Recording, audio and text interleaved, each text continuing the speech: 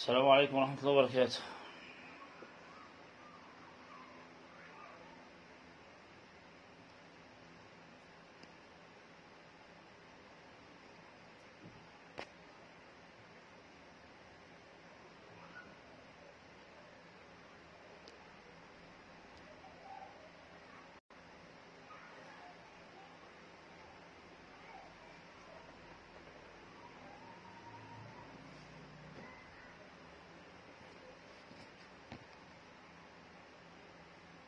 تمام، البث بتاعي شغال يا جماعة، في أي حاجة، في أي عطل؟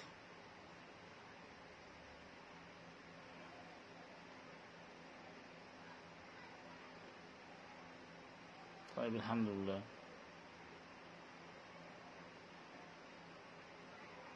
ازيك يا عم رضا، عامل ايه؟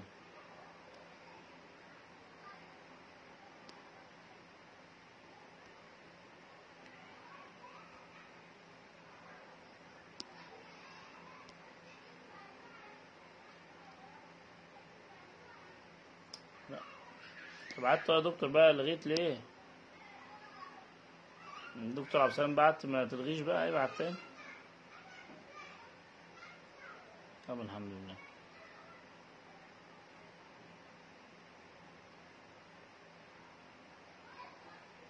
الله يكرمك يا عبد الرحمن. حبيبي يا عم رضا، الله يبارك فيك.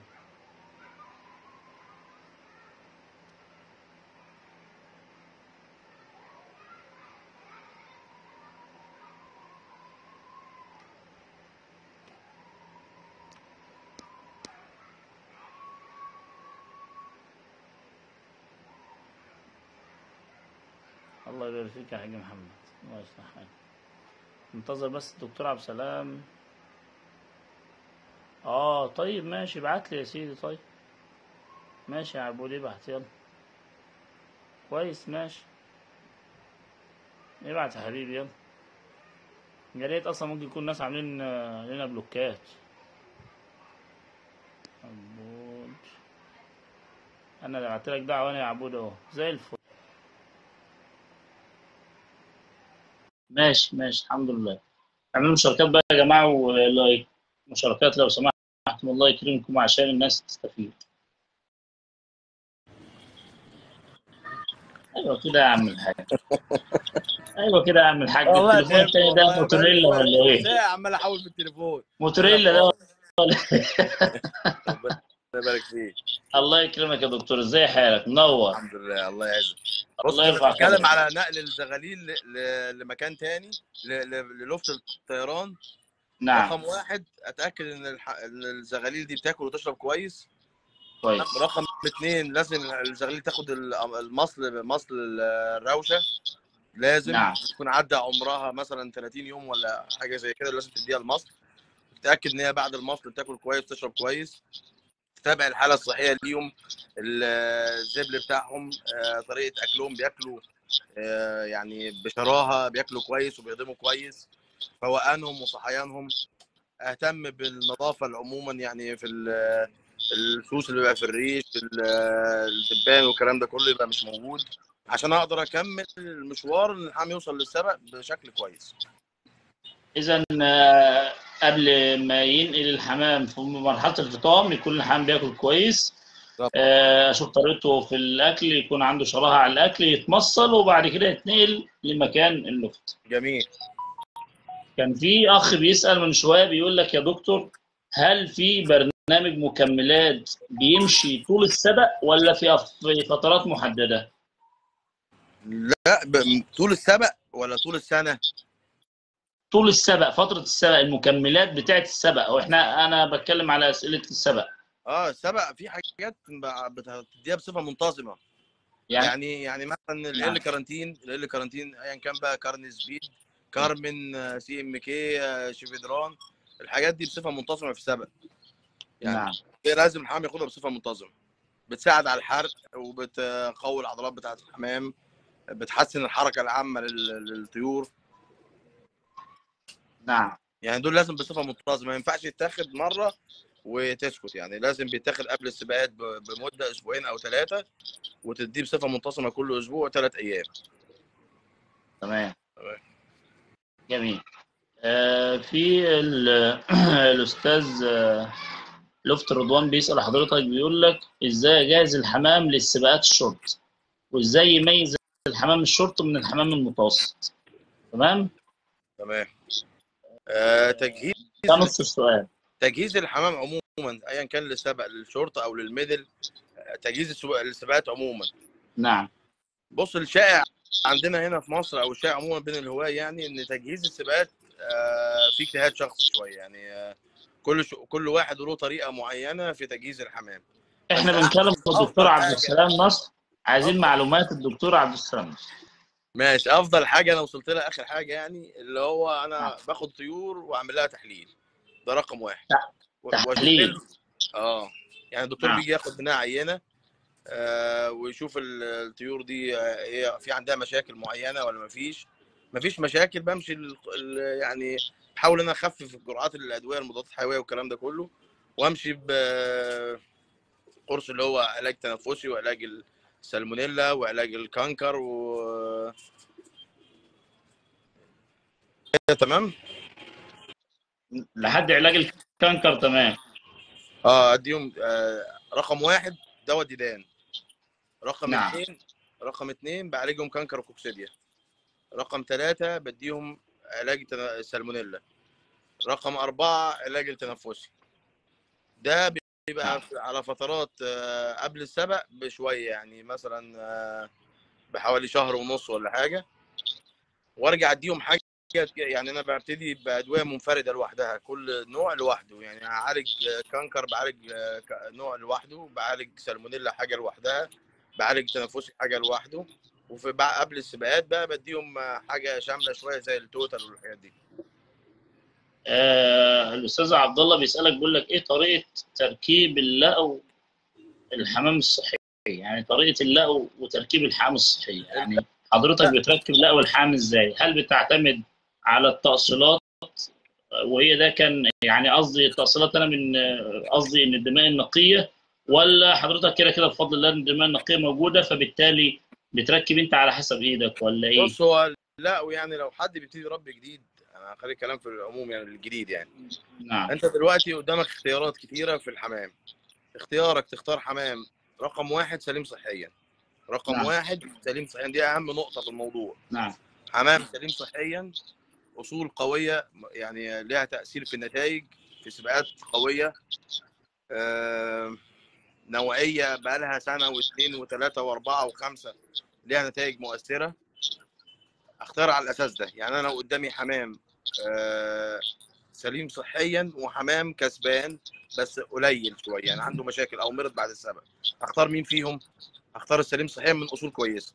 طب قدامي نعم. حمام كسبان مكاسب كويسه، وحمام كسبان مكاسب قويه شويه بس في مشاكل في الصحه بعد السباقات يعني، هختار اللي كسبان بس صحته كويسه، لان هو هيقعد يورث لي الحمام كويس على طول.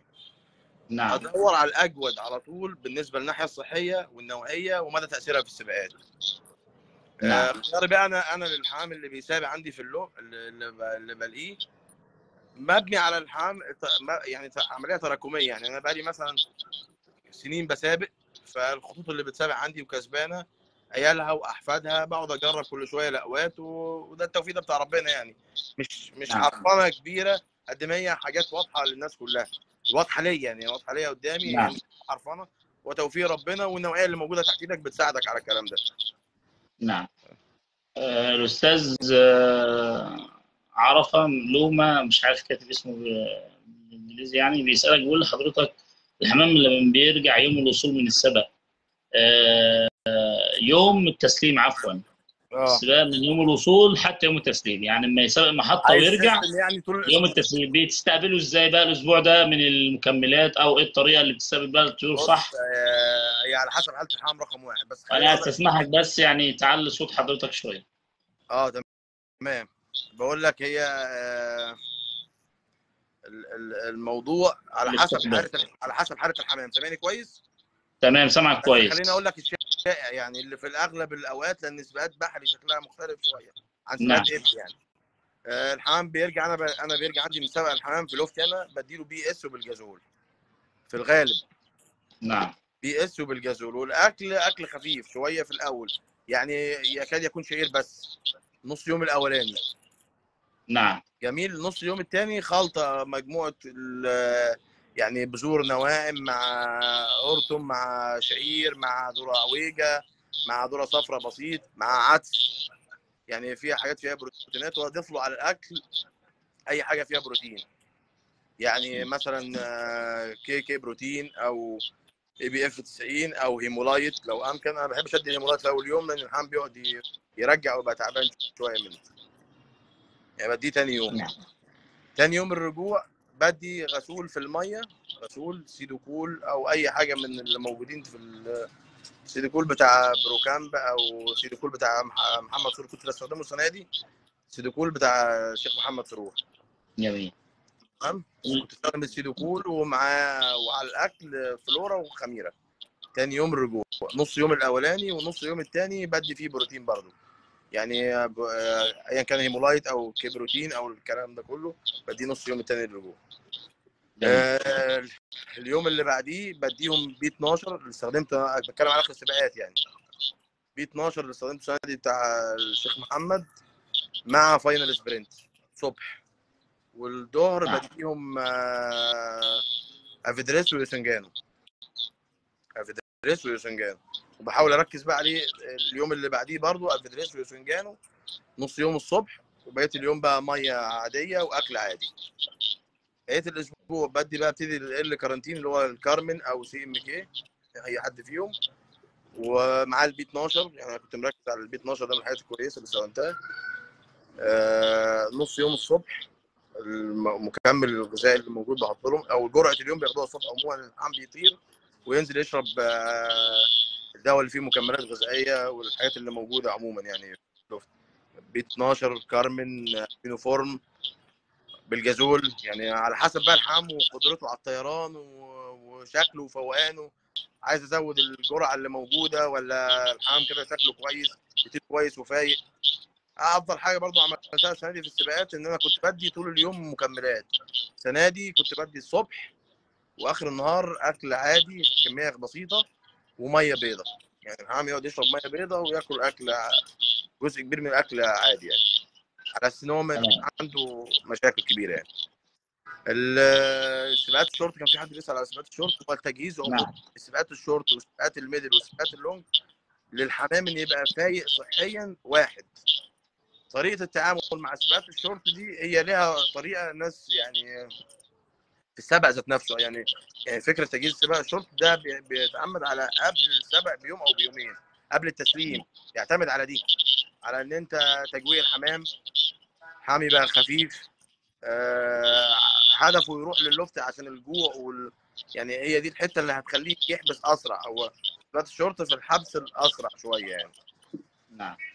انا مش يعني في الحته سباقات الشورت دي مش متمكن منها قوي، او ما بحبش الطريقه بتاعتها عموما، يعني مش موضوع يعني انا ممكن اجربها وامشي عليها، بس بحس ان الحمام بعد شويه اللي بنفذ معاه الطريقه دي بيفصل بيقطع. والسباق الشو بتاعه والاجمل والاحسن والاقوى والناس كلها بتبص عليه هي السباقات الكبيره الميدل اللي هي موجوده في مصر، يعني اقصى حاجه 600 كيلو بالنسبه للبحر. يعني هو ده اللي الناس كلها بتبص عليه، واللي انا حابب النوعيه اللي عندي بالشكل ده. فباصص ان انا في نهايه السباقات يبقى الحمام ده قادر انه يكمل لنهايه السباقات. لو استخدمت معاه طريقه الشورت دي قوي دي بالشكل اللي الناس بتعمله، اظن الحمام ده مش هيقدر يكمل قوي. والدليل ان في معانا ناس في الجمعيه ما شاء الله في السباقات القصيره عاملين نتائج ممتازه، بس في الجزء الثاني من السبق مش موجودين. مش دليل على نوعيه الحمل ان ده نوعيه شورت وده نوعيه ميدل وده نوعيه لونج، لا، دليل على طريقه التعامل معاه. طريقه التعامل معاه دي انا ما بحبهاش قوي، انا ما بحبهاش يعني عموما. طبعا اذواق، كل واحد بيفكر في الحاجه اللي بيحبها وبتريحه. هي دي طريقتي انا، ان انا بعتمد على ان انا عامل حمام معامله ان انا موضوع التجويع الجامد ده انا ما بحبوش قوي. يعني حاسس ده كائن حي بالنسبه لي، يعني انه هيمشي انا بقطعه لابعد الحدود. ان هو هيجي اللوفت ويحبس، ممكن بيجي اللوفت ووجعان وما بيحبسش برضه للعوامل اللي حوالينا، او لنوعيته ان هو مش حاسس بان السباقات دي شويه هتيجي، يعني او انه جاي مجهد جامد فيخش اللوفت بسرعه يعني. نعم. الأستاذ بلال، أحد الأصدقائك يعني، بلال بيقول النسوان. لحضرتك هل فيه عايزك تذكر لنا أسماء مكملات مصرية حضرتك استخدمتها أو غيرك استخدمها وجابت نتيجة كويسة. بص، انا اللي استخدمته السنه دي اول حاجه منور يا هندسه، بس انا لما بعمل كبده جبنه ما بتجيش تاكلها، خلي بالك ما تقدرش تاكلها. المهم يعني النوعيات اللي استخدمتها السنه دي مصريه، هي نعم. ادويه بتاعت بانكس الشيخ محمد سرور، اللي استخدمته 7 منتجات منهم السنه دي. استخدمت نعم. 7 منتجات: سيدو كول، اورجانو اويل، فلورا، خميره اللي هي العلبه الكبيره شويه دي، أيوة. فاينل سبرنت، بي 12، برافو. اللي حسيت بله تاثير في السباق كويس، اكتر حاجه مؤثره هو البي 12. فاينل سبرنت هو الشيخ محمد كاتب عليه ان هو بيستخدم في اخر الاسبوع. انا من طبعي اي دواء بجيبه جديد، وبرده دي نصيحه لاي حد، اي دواء هتجيبه تستخدمه حتى لو بتاع اخر الاسبوع جربه في اول اسبوع، مش هيضر الحمام، بس هتقدر تعرف الحمام ده مستجيب ليه ولا لا، فعلا بيديله طاقه ولا لا، فعلا هيفيدني ولا مش هيفيدني. جرب في الاول. فانا جربت في الاول وعملت لنفسي شكل كده للحمام، ولقيته مستجيب ليه في الاول وبقيت ماشي عليه. فاللي جربتهم من الادويه دي في السباق وحسيت انهم مفيدين: الفلورا والخميره. نعم. الفلورا والخميره والبي 12 وفاينل سبرنت، دول يعني استخدمتهم بصفه منتظمه طول السباق. سيدو كول مره ومره لا، مره ادي غسول ومره ما اديش غسول، يعني على حسب حاله الحمام قدامي. جميل.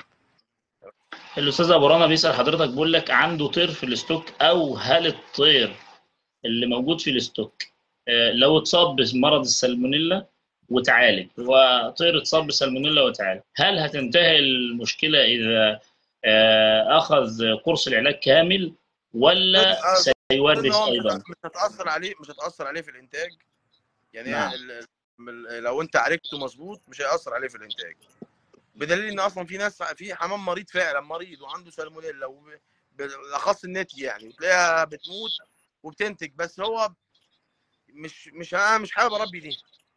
انا حابب اربي في الاساس حمام يكون هيلثي من كل الاتجاهات، اللي ما مرضش واللي سليم واللي يعني الاقوى.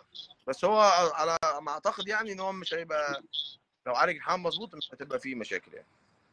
جميل. في الأستاذ محمد بيقول هل ممكن نعطي أكثر من علاج على الكلفة وعلى أو على المية في نفس اليوم، يقصد نفس يوم الرجوع بتاع الطير؟ ينفع. ينفع بس هو الحمام لو انت عايزه يفوق بسرعه ما تكركبلوش الدنيا. هو اصلا راجع مجهد، معدته مش مستحمله اللي انت تقعد. انا كنت بعمل كده نعم. الاول وبيحصل لي مشاكل. يعني لما لقيت الموضوع الواحد بياخده، يعني طبعا واحد مستعجل عايز يحط ويكسب ومش عارف ايه، ويعني المنافسه بتخليك ممكن ما تاخدش بالك ان اللي قدامك ده كائن حي، فانت عمال تدي في اللي جابوه لما تدمره.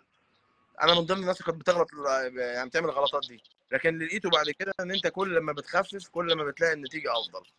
نعم. كل ما تتعامل مع الحمام ده واحده واحده كل ما تلاقي النتيجه افضل. موضوع معتمد على التغذيه. يوم الرجوع ده في الاول لو الحمام كل الاكل بسيط اول ما يرجع، وبعديها بثلاث اربع ساعات اديته كل، يعني على حسب حالته، لو هو قاطع خالص اديله ياكل لما يشبع، يعني اللي هو الاكل اللي هو عايزه ياكله، ياكل لما يبقى طاقته كملت يعني كلها، وهيبان عليه تاني يوم. لو انت جربت انت تاكل حمام اكل بسيط او ما تغذاش كويس، وتاني يوم فتحت له الصبح مش هيطير. لو اتغذى كويس يوم الرجوع ورجع لوضعه الطبيعي، هو ده المطلوب من الحمام وقت العوده من السباقات، ان ترجعه لوقت ما انت موديه السبق.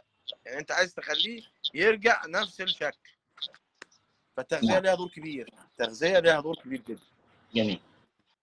الاستاذ احمد بيقول لك امتى اعطي للحمام اللي بيرجع متاخر فرصه، وامتى اتخلى عنه؟ يعني لما اديله فرصه ازاي وامتى اتخلى عنه؟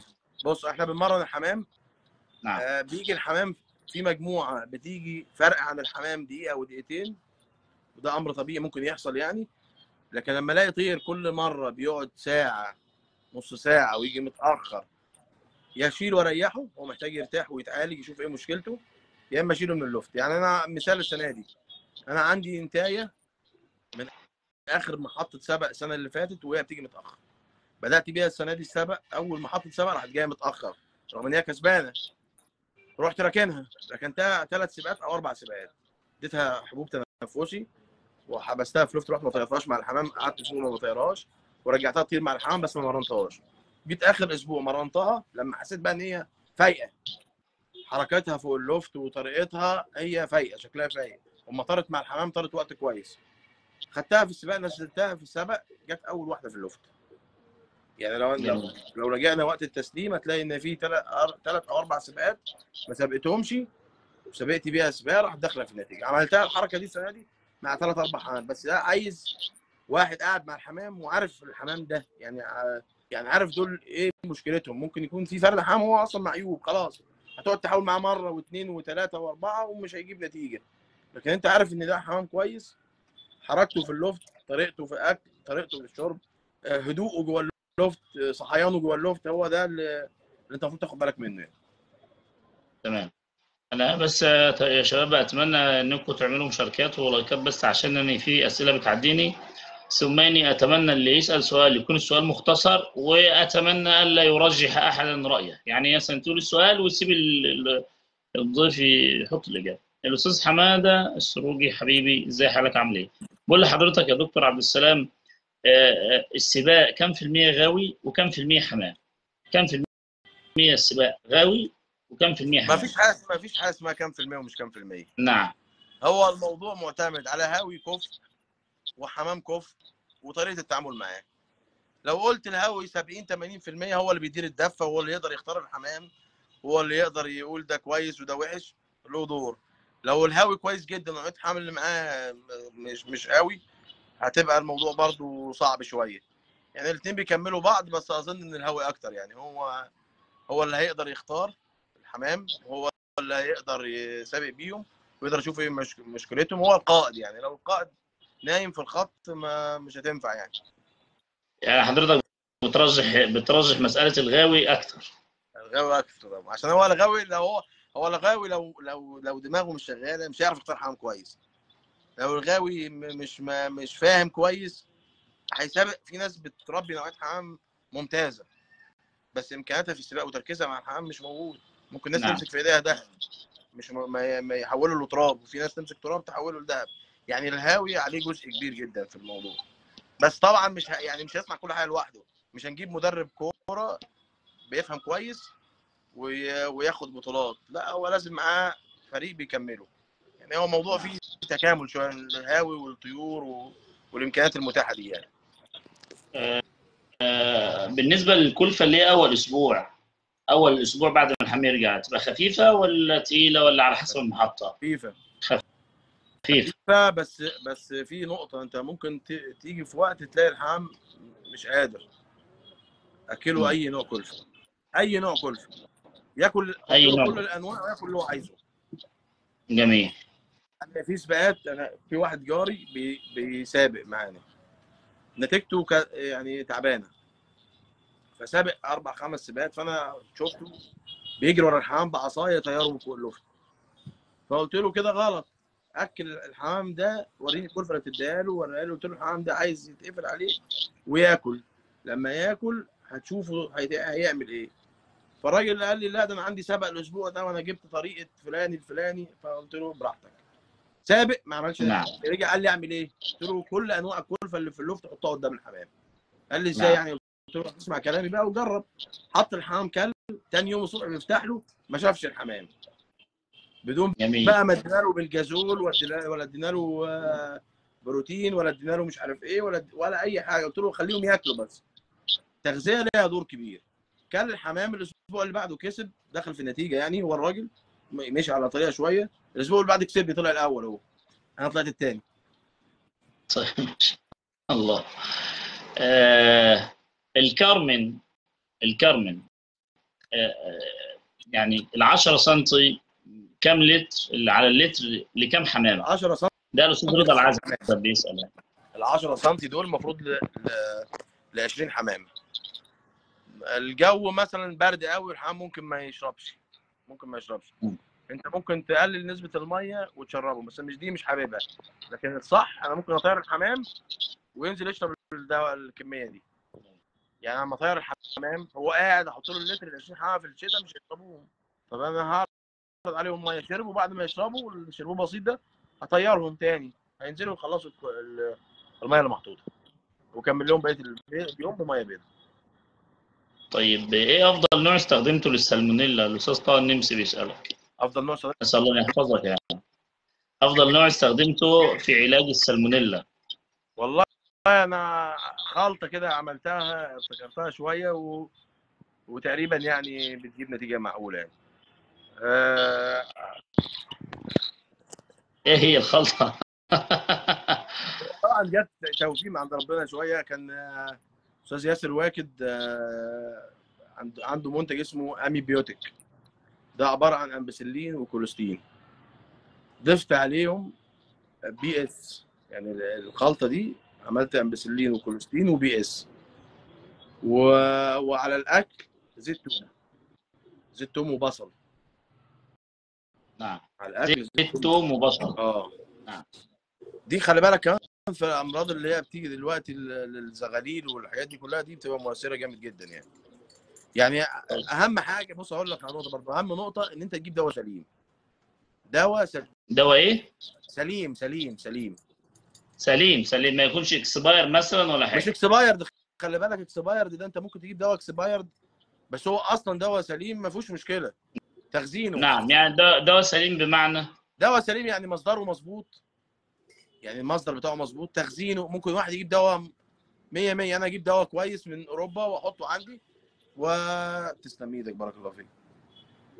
وفيك بارك الله. اجيب يا باشمهندس تشرب شاي؟ مستر تي ده ولا ايه؟ لا ده ليبتون يا عم كده، مش مستر تي ولا. ربنا يبارك فيك. دواء كويس انا ممكن اجيب دواء سليم واخزنه في مكان وحش، واجي اقول ده الدواء بتاع الشيخ محمود عبد السلام ده طلع مضروب وراجل في شنك وكذا وكذا. لا لكن انا اجيب دواء مصدره سليم، تخزينه مظبوط، نعم. واشتغل عليه. سبق حمام سليم متعالج كويس، اي مكمل غذائي بيجيب نتيجه. السبق حمام سليم متعالج كويس مفروض كويس، اي مكمل غذائي بيجيب نتيجه. جميل. عايز اطلع زغلول زي الفل. عايز تطلع ايه المكملات؟ زي الفل. ايه المكملات احطها الحمام، او طريقه الكلفه؟ كلفه وتحديق، كلفه وجريت. نعم. دول اهم عنصرين. في الاساس احنا اتفقنا ان لازم الاصول تبقى حمام سليم كويس، عالجناه من الديدان وعالجناه من السالمونيلا والكانكر والتنفسي بتاعها، كل حاجه تمام. مكملات غذائيه يعني اديهم نوع فيتامينات مره في الاسبوع، نوع املاح مره في الاسبوع، مضادات سموم يعني كل مثلا 10 ايام ولا 20 يوم مره كده. لما اجي ادي مكمل غذائي نص يوم كفايه، نص يوم كفايه، يعني نص يوم الصبح كفايه. الحاجات اللي لاحظتها ان المكمل الغذائي لما اجي اديه للحمام اديه متصل 3 ايام، نص يوم نص يوم نص يوم، بحيث ان هو له تركيز افضل من ان انا اديه يوم واحد واسكت. فانا هعالج بدي اسبوع في مثلا املاح معدنيه 3 ايام ورا بعض، هدي اسبوع فيه فيتامينات 3 ايام ورا بعض، يوم كل شويه كده مضاد سموم. كلفه بقى دي الاساس، يعني نعم. كلفه والجريت دول الموضوع كله. كلفه فيها كل العناصر. كلفه لو الحمام بقى سليم هياكل البسله كويس، وهياكل الفول كويس، هياكل العدس كويس، هياكل البذور كويس، هيروح يدي زغاليله كويس، هيطلع زغلول مظبوط. التحديق ده هل في يعني نسب؟ هو اكسير الحياه وقت الفخ. اللي هو ايه؟ اكسير الحياه يعني التحديق، الجريت. طب ايه افضل جريت؟ يعني احيانا بجيب جريت يا دكتور وبينشف، الحمام بياكله بالعافيه كده. في شكاره هنا كده، كان في رجاله هناك اهي، بص الرجاله ده هناك كده تلاقي في شكاره فيه. جريت انا بستخدم كل حاجه، يعني جريت الحياني، جريت هتلاقي فيها صخور كده، جريت بتاع فيرزلاجه، البودره اللي هي الفيتا دي او الانواع الثانيه اللي موجوده زيها يعني. ده بقى اخطر حاجه ده. ده ايه؟ دي صخور من الجبل. نجيبها منين؟ من الجبل والله واحد بيجيب لنا منها. يعني لو رحنا الجبل نكسر شويه صخور ونجيبها؟ اهي بس هي شكلها عامل ازاي شايفينها؟ هي تيجي حاجه تجيب بسرعه. محدده يعني؟ والله احنا يعني في قريب مني انا جبل بتاع جبل ابرواش ده، في الصخور اه دي الحمام بياكلها كانه اديته بالجازول مثلا ولا حاجه. نعم. فانا بعمل مجموعه تحديد يا ريت، يعني بحط كذا حاجه مع بعض. كويس. فيرسلاجة اللي موجوده دلوقتي او روم فريد، بحط معاها الحياني وبحط معاها الفيتا ده. تقريبا كل يوم بحط لكل جزء شويه صغيرين كده. طب في سؤال صعب دلوقتي بس انا محتاج اجابته يعني. اتفضل. ايه افضل، ومش انا اللي ساله، اللي ساله استاذ محمود رفعت، بيقول لك ايه افضل تركيبه حبها الدكتور عبد السلام عنده لحد دلوقتي بالنتائج، تركيبه طيور يعني. حمام يعني ايه يعني؟ افضل حاجه؟ ما فيش. انا عندي في اللوفت قريب ل 400 حمامه كسبانين. اصولهم يسال عن الاصل، الاب والام افضل حاجه. اصولهم انا بقول لك يعني، انا السنه دي مثلا جوز فرختهم جابوا 5 فيهم 4 ايس السنه دي، فده افضل حاجه الله. السنه دي. لكن اما ارجع للاصول، في اصول 3 4 تجواز هم اللي اسسوا الحمام في اللوفت. يعني لاين العميد جونسون ارندونك ستاف فان ريت، لاين جاريس بيل نعم. 77، درابه فيهم توني، وفيهم درابه ياسر العزيزي، وفيهم خط 85 ياسر العزيزي. غلطه. المجموعه دي كان عندي 3 اجواز او 4 اجواز، فرختهم عيالهم كسبوا، اللي كسبوا لقيتهم على اللي ما كسبوش قرايبهم، يعني عملت الاوقات متبادله كده، وقعدت الاوقات دي تحقق نتائج لحد النهارده. هو ده الاساس.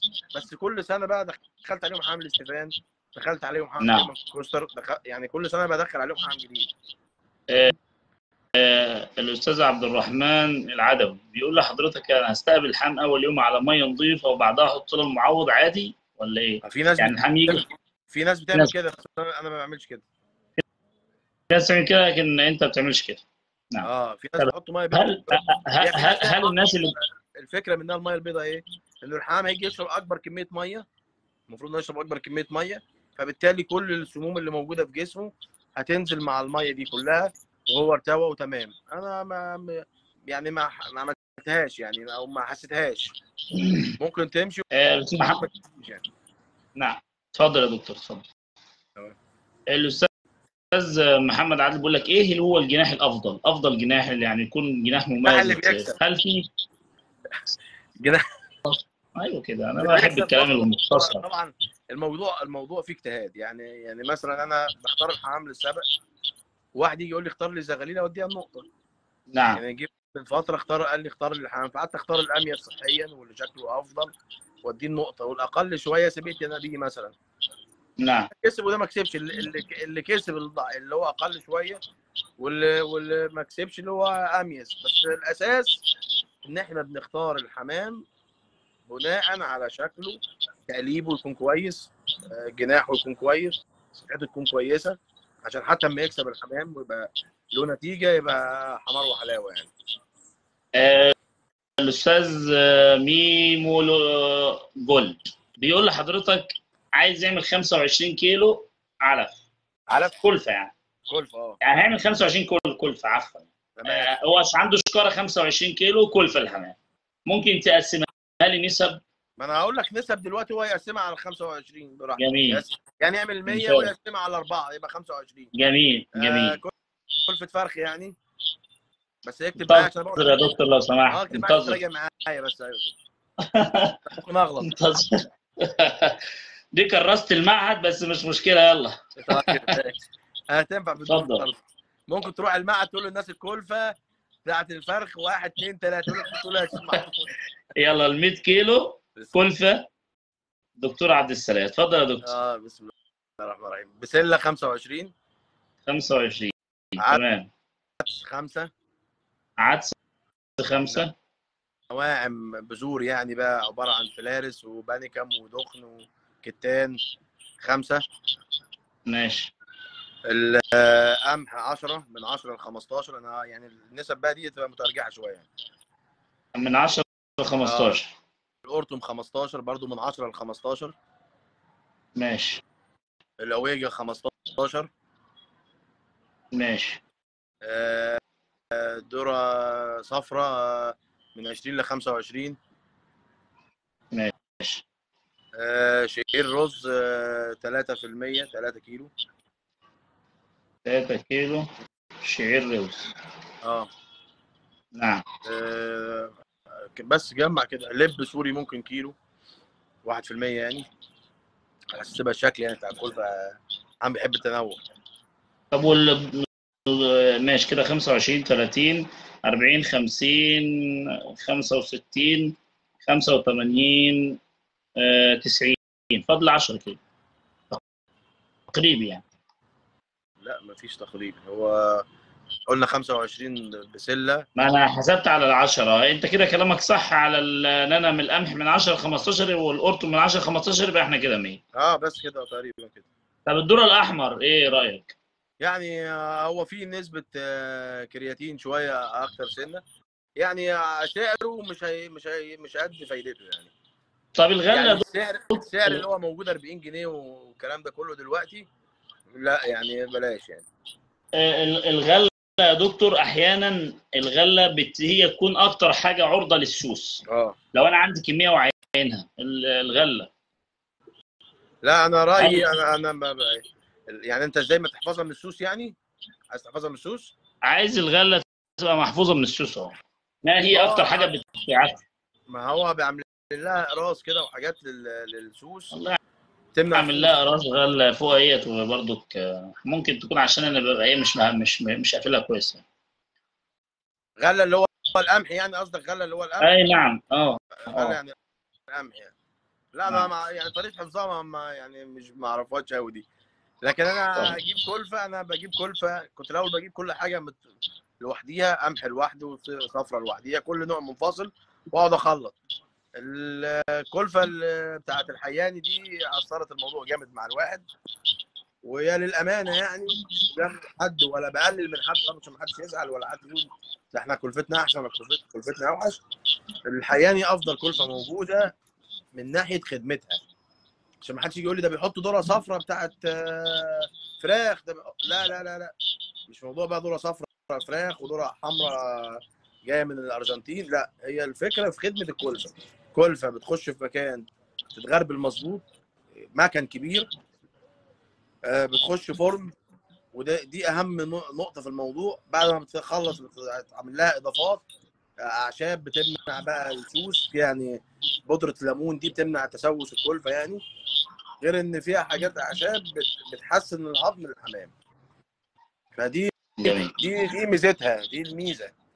لكن انا ممكن اروح اعمل كلفه وعناصر تانية في اي مكان فيها كل الوان العالم، موجوده جميل، بس انا بتكلم على خدمتها، خدمه نعم. تعبئتها واكل الحمام. ده بالنسبه لراي الدكتور عبد السلام. هي بتقلل الامراض. نعم. الاستاذ احمد يونس بيقول لحضرتك في ناس بتقول ان السباقات البحري لا بتفرز حمام ولا بتفرز غاوي. معايا يا دكتور؟ معاك. استاذ احمد يونس بيقول لحضرتك في بعض الناس بيقول ان السباق البحري لا بيفرز حمام ولا بيفرز غاوي، هل الكلام ده صحيح؟ بص بقى، عشان موضوع بحري وقبلي ده موضوع على ايه يعني صعب شويه. رقم واحد احنا في مصر تقريبا من ساعه ما انشئت الهوايه، لحد النهارده سباق قبلي هو الاكثر. سباق قبلي هو اكثر سباقات مرت وسبقت، والناس سبقت كتير. في ناس سبقت 20 سنه و25 سنه، وفي ناس بقى لها 40 سنه يعني في ناس بقى لها زمن بتسابق موجوده في الهوايه. فين النوعيه اللي الناس قدمتها للهوايه؟ الناس اللي سبقت قبلي من ساعه ما اتعمل قبلي لحد النهارده، ده السؤال. نعم. يقول لي ان في نوعيه حمام موجوده عند فلان وفلان وفلان وفلان وفلان، من اول سباق لاخر سباق حمام سريع وبيحقق نتائج، موجود في السباقات ثابت بقاله سنين. ده رقم واحد. رقم اثنين، سباق بحري. انا هكمل حته بس القبلي دي. احنا رجعنا لواحد طالع السنه اللي فاتت عندنا في جمعيه كرداسه، اول تجمع سوهاج جمهوريه، فاصول الحمام بتاعته دي اللي كسبت هي من اصول واحد صاحبنا اسمه علاء قربان، اساسها عبد السلام نصر، اساسها ياسر العزيزي، اصولها ترجع لجانسون. تمام. جانسون ده بدأ الهوايه سنه كام؟ بدأ الهوايه ده من امتى؟ من اكتر من 100، من 1916 ولا 1000، يعني من رقم بعيد جدا، يعني رقم بقى له 100 سنه. انت متخيل ان احفاد الحمد بتطلع اول السنه دي موجوده معانا؟ ده التسلسل الحقيقي. لكن انا لما اجي على سبق ابلي، انا مش لاقي حاجه. انا عبد السلام سبقت سبق ابلي وكسبت، وانا انا خسرت؟ انا ما خسرتش. يعني الحمد لله رب العالمين في الجمعيه اكتر واحد خد شهادات في موسم ابلي ده كنت انا موجود فيها. ما خسرتش، انا كسبت، بس انا مش حاسس بحاجه. سبق ممتع جدا في رجوع الحام من السبق، جميل جدا. وقت رجوع الحام من السبق تحس ان انت الحام مسابق وعامل مجهود. لكن انا كل سبق هسابق بنوعيه حمام، ارجع السباق اللي بعده اللي هي مش موجوده، وده منطق. هتقول لي ما فضل لك حمام في النهايه. ماشي، فضل حمام في النهايه، بس هو في البدايه الحمام اللي احنا بنقعد نربيه ده ونفرخه راح فين؟ اما اجي الاقي انا فرد جوز عندي سابوا قبلي وفريقهم انا وعيالهم سابقوا بحري. السنه اللي بعدها جوز اللي كسبانين في قبلي دول ضاعوا في اول محطه في قبلي، وعيالهم موجودين بيفرخوا ويجيبوا عيالهم لحد دلوقتي بتكسب. ايه الموضوع؟ معناه ان حمام وحش؟ ما هو مش معناه كده. ايوه. نقطه ثانيه، طبعا والله العظيم ما بقلل من حد، والناس كلها على راسي كلهم من فوق. هوايكم مصر كلها، كل لفتات مصر بلا استثناء فيها نوعيه حمام وهواي محترمين. بس لما اجي اشوف الناس في النقاط، الناس اللي بتحقق نتائج في النقاط وعامله نتائج كويسه جدا في النقاط، هي الناس اللي بتسابق بحري مع ابطال العالم، مع ناس بتسابق من بره مصر ايا كان من الدول العربيه، من الدول الاجنبيه. هم ناس ابطال وعندهم نوعيه حمام قويه جدا. اللي بيحقق نتائج معاهم وبيفرز نوعيه حمام مظبوطه ويخش في السباق هو مين؟ الناس اللي مسابقه بحري، اغلبيتهم 99% من الناس اللي عامله نتائج في بحري كويس هو الحمام بتاعها اللي بيحقق في النقاط، سواء في نقطه الاهرام اللي بتسابق قبلي، او في النجيب اللي بتسابق بحري، او في الدلتا، او خارج مصر عموما يعني. فسباق قبلي جميل في وقت دخول الحمام من السبق، ممتع. غير كده هي دي الحاجه الفايده الوحيده اللي انا شايفها. مش بهاجم حد ولا بقلل من حد. عادي، وهي كل واحد يقول رايه على حسب ما يرى الموضوع، يعني ما فيش فيه بالظبط. يعني انا خلاف. شايف ان هو سبق قبلي، هاتوا لي النوعيه. طبعا انا مش بهاجم حد برضه. هاتوا النوعيه اللي ثابته بقى لها. الحاج فتحي البالي الله يرحمه، افضل هواي مصر كلهم على الاطلاق يعني. فين الحمام بتاعه اللي موجود لحد دلوقتي؟ هو ذات نفسه كان بيجيب الحمام والسنه اللي بعدها يغير تاني، يعني زي اللي بيغير عربيه، بيجيب نوعيه حمام قويه ويجي سابق بيها، السنه اللي بعدها مش موجوده. استاذ مصطفى السمري يعني هو يعني لقب الاسطوره ده بالنسبه له بسيط. اسطوره الهوايه في مصر ده بالنسبه له يعني مش عادل مع الهوايه اللي موجودين. سابق قبلي 20 سنه ولا اكتر، الله اعلم هو سابق قد ايه يعني، بس هو بيسابق من سنه 80 او 82. لما بنروح اللفت بتاعه ما اتفرجناش على فرد حمام قاعد من قبلي لحد دلوقتي موجود، او اصول حاجه موجوده من حمام قبلي مفيش. طب تعالى من بحري، استاذ مصطفى اديك مثل يعني 2004 اللي هو 224، احنا في سنه 2024 دلوقتي 23، يعني 20 سنه في عيله بتكسب بقى لها 20 سنه. هو ده اللي انا عايز اورثه، هي دي النوعيه. هات لي بقى اللي فات قبل كده، فين الحمام ده؟ موجود فين؟ عند مين؟ احنا بنوصل لاسوان، الحمام اللي بقي من السبق لازم يرجع منه حمام، هيرجع منه حمام. حاجه منطقيه. لو احنا سابقنا احنا 5 كل واحد بيجري مش قادر، كلنا مش قادرين، في الاخر في واحد هيجي هيروح عادي جدا. نعم. وممكن يكون اداره السباقات، ممكن يكون برضه عشان الواحد ما يبقاش ظالم قوي، ممكن يكون اداره السباقات في قبلي حاليا في الفتره الحاليه او في الفتره السابقه مش ممكن تكون مش بالكفاءه الكويسه اللي تقدر تقدم سبق للناس وتخلي الناس تحافظ على نوعيه. والله يعني قد يكون عندي معلومة في بيوت محددة بتكسب في قبلي على حد معرفتي بقى لها أكتر من 15 سنة. تكسب فين؟ المهم يعني عندي معلومة عن، مش عايز أجيب اسم الشخص يعني. مش فين الاسم ومش فين المنطقة، عشان ما بس يعني احنا سابقنا بقول لك قبلي عملنا 2 سنين تجمع، كجمعيه لا مش قداسه. منطقتكم، بتكلم على منطقتنا احنا، ما منطقتنا. انا بقول لك احنا عملنا 70 تجمع كمنطقه قداسه مع بس ابطال الجمهوريه بترجع المحترمين. بترجع اصول الحمام ده برضو لحمام الاستاذ ياسر، اللي هو ياسر عايز الحمام بتاع بره القديم ده، ترجع اصول الحمام ده للاصول ده. انا قصدي ان هو انت، انا سبيت الحمام السنه دي جوز ضاعوا كانوا فارخين واحد، اللي فضل طلع اول. طب انا اربي اما اجي اقرر الجوز دول اربيهم راحوا فين؟ مش عارف. صحيح. طب اجي نعم. اسبب الاول ده بعد شويه مش لاقيه، طب هو ايه الموضوع بقى؟ انا مش فاهم.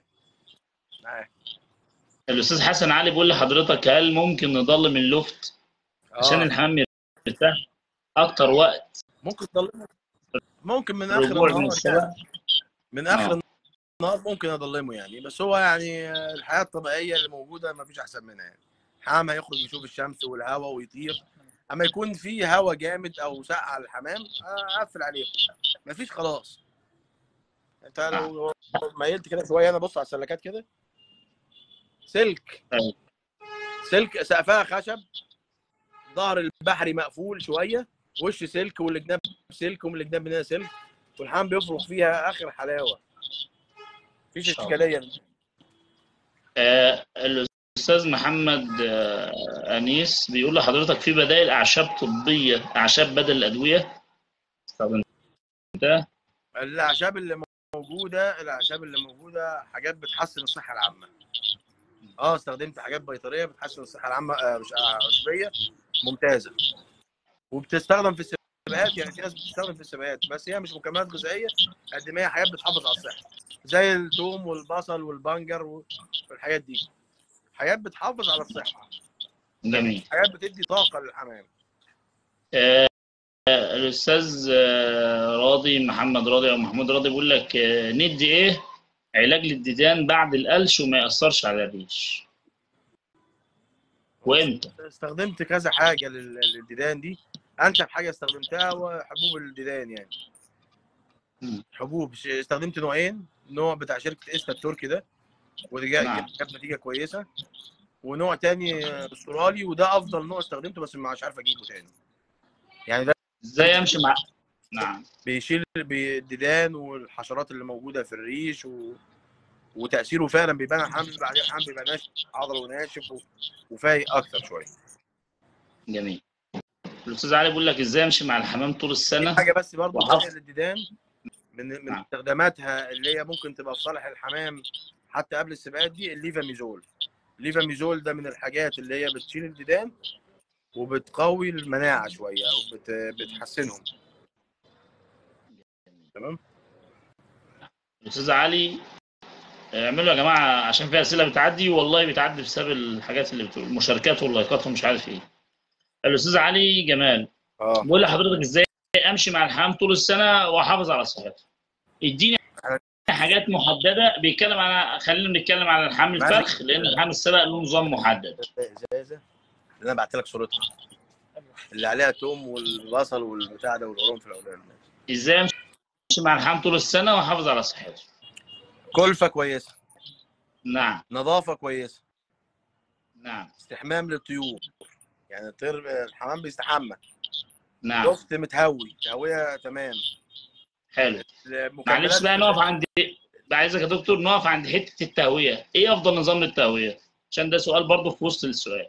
ان اللفت اول حاجه يكون الجناب بتاعته متقفله كويس عشان ما يدخلش نعم. تيار هواء، وفي نفس الوقت تمام هو ده، وفي نفس الوقت يكون في تهويه اماميه، اللي هو التهويه القبلي، ناحيه القبلي، الاتجاه القبلي، اللي هو الشمس تيجي فيها، يخرج الحمام يقعد في الشمس وقت كبير في الشمس. الشمس لما يكون الجو حر اروح حاطط الحمام في الشمس اجيب له ضربه شمس اقتله، لا، اللي هو الحمام وقت الساعه 9 الصبح 8 الصبح الحمام يقدر يقعد في الشمس شويه كويسين. اللفت من جوه في السقف، فتحات في السقف بتعمل تيار هواء خفيف ما يضرش الحمام اللي واقف تحت البرشات دي، الكنات اللي بيقف عليها. من ضمن حاجات استخدمتها جديده ده كويس جدا. انا مش عارف ده هتبان صورته ولا لا. ده ايه؟ ده حاجه اسمها فلونال. فلونال ده عباره عن فلفل احمر وبصل وثوم وقرنفل. ده منين يا دكتور؟ مصري انا كنت بستخدم حاجه زيه مستورده بس ما لقيتش جبت ده. هو ده ب 950 جنيه او ب 900 جنيه. اسمه فلو. فلو نال. نعم. بس انا بقى راجع الحته ده دي. فلفل، ماشي. فلفل احمر، فلفل احمر وبصل وثوم وعامة الفلفل الأحمر ونعناع حلو هنا برضه. وبردقوش ومش عارف شويه حاجات كده، بس هو جميل يعني. ما أنا بقول الحاجه لك الثانيه عامة. اليانج بيرد ده بتاع سرور، ده استخدمته السنه دي ممتاز. نعم. يانج بيرد، يانج بيرد. نعم. إيه أفضل علاج ل حاج اسلام، حاج اسلام جمال اول حاجه بمسي عليه يعني، هو واحبابنا في المنصوره كلهم. وانا والله العظيم يعني موضوع بالنسبه لي السفر دلوقتي، اول حاجه انا عندي سفر مع عيالي عايز اسافر بيهم ومش عارف، ده رقم واحد. رقم اتنين، من ساعه وفاه حمدي الله يرحمه صاحبي، يا ريت كل الناس اللي موجودين كلهم يدعوا له بالرحمه من قلبهم، يا رب تكون دعوه من قلبكم يعني، ندعي له بالرحمه وان ربنا يغفر له ويجعل قبره روضه من رياض اللهم آمين. الجنه، اللهم آمين. وربنا يغفر له ويرحمه يا رب. انا ما اللهم بقدرش آمين. اروح اي مشوار من غيره دلوقتي، انا يعني حتى الموضوع نفسيا شويه، ان انا وقت كبير بقعده في البيت مش قادر اخرج زي ما بخرج الاول، حتى ضحك والهزار بقى يعني بضحك كده عشان نضحك عشان نعيش يعني، لكن هو الناس اللي اثرت فيها جامد يعني. انا ما قدرتش اروح حفله المنزله وانا بعتذر لهم معاك دلوقتي، وهم اخواتي وعلى راسي كلهم، حفله المحله واخواتي وعلى راسي كلهم بعتذر لهم، بعتذر لاي حد ما قدرتش اروح. انا بحب اقعد مع الناس وبحب نقعد نتكلم واخرج اتفسح، انا من طبعي بحب السفر والخروج بس هي انا السنه دي الموضوع معايا تعبني شويه يعني.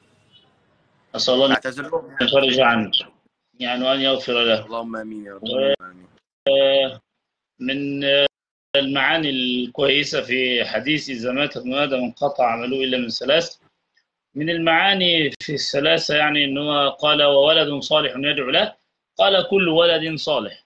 لا يعني لا يشترط أن يكون ولده هو، كل ولد صالح يدعو له، يعني أنت تدعو له بظهر الغيب والملائكة تقول لك بمثل. اللهم امين. وأحسن إلى أهله وأحسن إلى من يحب، كما كان يفعل النبي صلى الله عليه وسلم، كان يقول إنها كانت تأتينا أيام خديجة أم المؤمنين صلى الله عليه وسلم. عليه الصلاة والسلام. الأستاذ بيسألك بيقول لحضرتك الأفضل علاج لترويق الذكور. في أسئلة يا جماعة، عفوا دكتور بعد إذنك، في أسئلة يا جماعة أنا ما بقدرش أقولها للدكتور لأن هي أسئلة بديهية يعني. في أسئلة لا بديهية خلينا أنا ما نقول بعرفش أقولها الاسئله، له. احنا هنتناقش عموما، اي حد عايز يسال حاجه يقول. لا لا، يعني في أسئلة ممكن واحد يسألني يقول لي في حمام مظلوم وحمام مش مظلوم، أنا مانيش يعني هذه أرزاق والأرزاق بالله، والتسويق ده في حمام مظلوم خبرة. بالتسويق يعني، حد أي عايز يسال نعم. ان في حمام مع فلان مشهور عبد السلام ما حمام مشهور. أنا مش هقدر أذكر أسماء حمام انا ناس. هقول اسماء، هقول طيب عن اتفضل. نفسي. حمام عبد السلام مشهور، وحمام الشيخ محمود مش مشهور، لا حمام أنا فلان مشهور. حمامي مشهور، ما حمامي مشهور.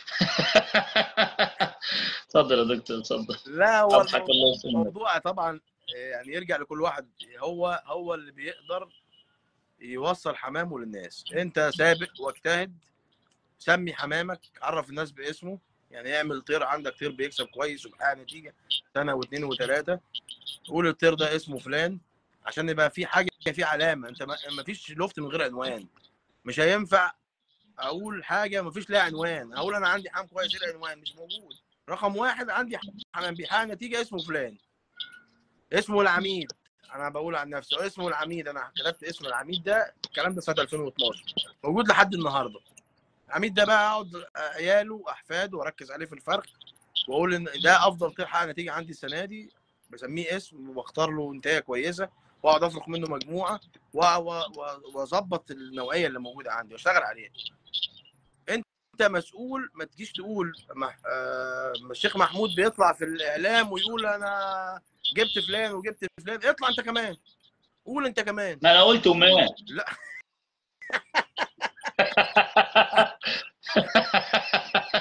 ما عادش قلت أنا مفرخه. اللهم لك الحمد. اللهم لك الحمد. اللهم امين يا رب العالمين. الدكتور يقصد التسويق، والتسويق مهم يعني. التسويق مهم، بس ما تبقاش تسويق كذب يعني. طبعا يعني ما ينفعش واحد، يعني في ناس مثلا بتجيب نتائج. يعني انا دلوقتي بسوق في جمعيه كرداسه، نتائجي كلها معروفه ان هي طالعه من جمعيه كرداسه، ما بسابقش نعم. كل شويه في حته شكل. ما اجيبش بقى انا سابق، لان المقياس هنا، يعني المقياس ناس بتقيس السباقات اللي موجوده نعم. عندنا على ان انا بسابق في جمعيه كرداسه. نعم. ففي مقياس بالنسبه للناس. السبق هناك صعب، هناك السامري، هناك حاتم، هناك تامر، هناك علاء، يعني اسامي كتيره، هناك ياسر محجوب، هناك فلان، هناك ياسر خالد، هناك الشافعي. يعني في ناس طالعه، كل الناس اللي في الجمعيه تقريبا طالعه اول. ما اجيش انا اروح مسابق محطه في كرداسه واروح عمل فيها نتيجه كويسه، واروح ماشي من الناحيه الثانيه اروح اسابق في جمعيه ثانيه، واروح مطلع ناس نتيجه اقول لهم ادي انا بقيت اول وعاشر وخامس وسادس، واقعد اعد اعد اعد. مش موجوده. يعني خلي عندك تقول ده انا كسبان ده في كرداسه، وكسبان ده في صفت، وكسبان ده في المنصوره، وكسبان ده في المحله. بلاش الناس تلخبط الورق وتضحك على بعضها بس. نعم. النبي صلى الله عليه وسلم يقول المؤمن لا يكذب. لو الناس تدبرت المسألة ديت هتعرف يعني. نعم. يعني ممكن يبقى فيه اخطاء، ممكن طبعا. واحد جل من الياسو، ممكن واحد يخطأ، بس ما يبقاش متعمد. حتى لما يفهم ان ده غلط، نعم. ان انت بتضحك على الناس، ما يبقاش متعمد الحته دي. هو الأخ اللي كاتب اللي هو بيجون سبورت ده، تامر تامر تهامي. بيجون سبورت ده مين؟ ده الأستاذ تامر تهامي. ايوه. أنا عايزينه معانا إن شاء الله يعني. أنا مش عارف صفحته مكتوب بالإنجليزي. إن شاء الله نكلمه يعني. وسيد يعني. تامر تهامي من افضل الناس اللي بتساهم في الجمعيه بتاعتنا، من الناس اللي حققت نتائج قويه جدا. يعني بيساهم من 2010 في الجمعيه، احنا كلنا بنساهم 2010 في الجمعيه. طيب. عايز أسأل سؤال مهم جدا عشان الأستاذ تامر هو اللي سأل. هيقول لها ايه؟ طبعا بما انا عارف ان الاستاذ تامر تهامي معروف على مستوى الجمهوريه، فنقتصد في الكلمتين دول ونجاوب على السؤال. بقول لحضرتك يا دكتور مرحبا بالجميع، ازيك يا دكتور عبد السلام؟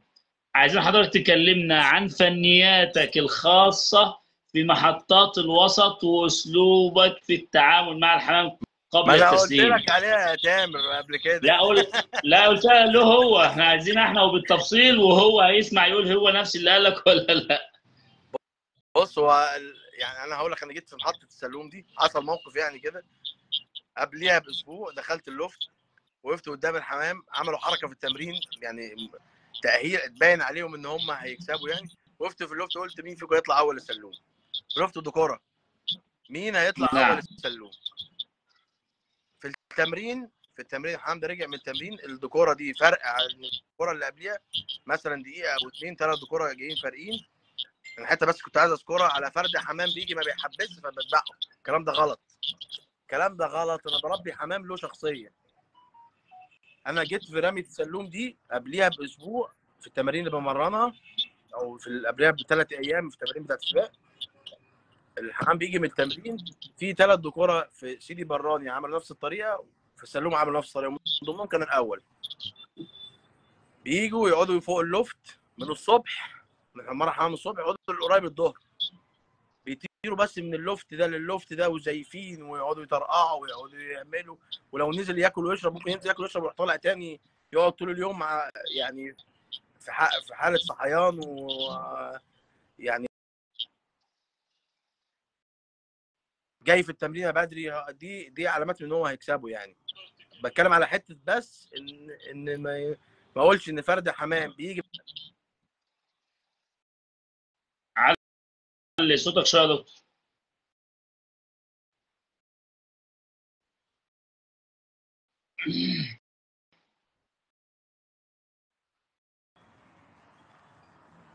سمعتني يا شيخ محمود؟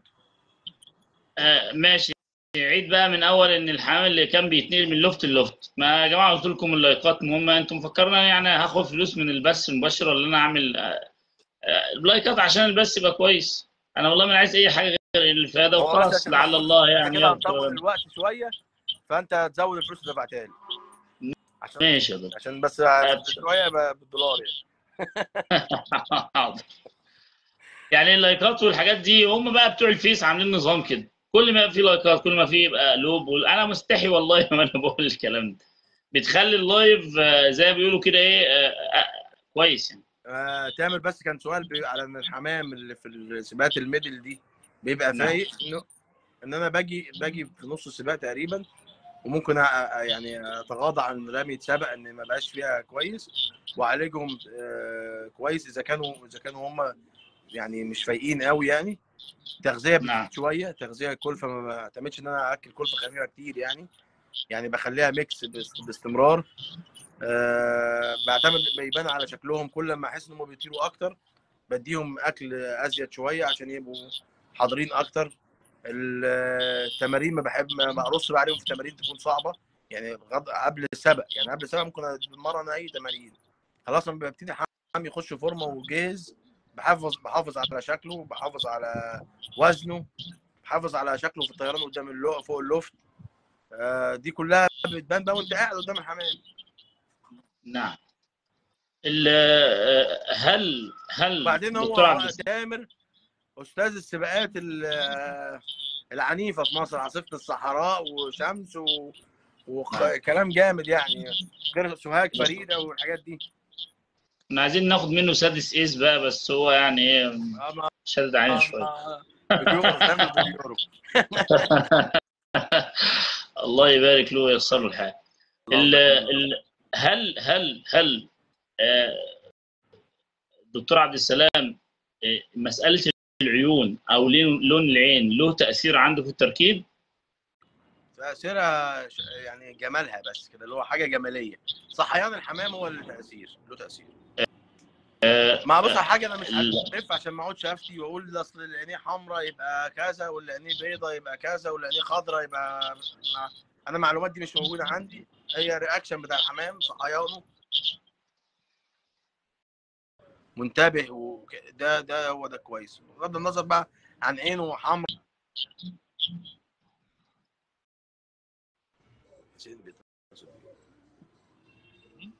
حسين محمد. اذا العين ما لهاش تاثير عند الدكتور عبد السلام،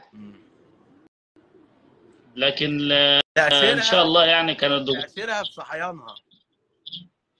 صحيانها. هي صاحيه يعني، نعم. حركه العين ذات نفسها، دي من جوه يعني. الاحظ في الحمام الابطال بتعمل حركه كده ايه، يعني زي كهرباء كده، سنه فيها كده، بص في عين الحمام كويس. لكن لونها بقى زي ما الحمام لونها وتفاصيل عين السهم، قلب لتحت يبقى شورت، او قلب لفوق يبقى ميدل، او مش عارف ايه. انا مش بقلل منها، بس انا مش عارفها. نعم. احسن الله اليك. احيانا تخش اللفت عندك تلاقي الحمام مفيش فيه دبان اللي هو الكبير، بس تلاقي كل شويه يعمل دماغه كده كده، تحس ان في حاجه زي السوس كده جوه. علاجها ايه؟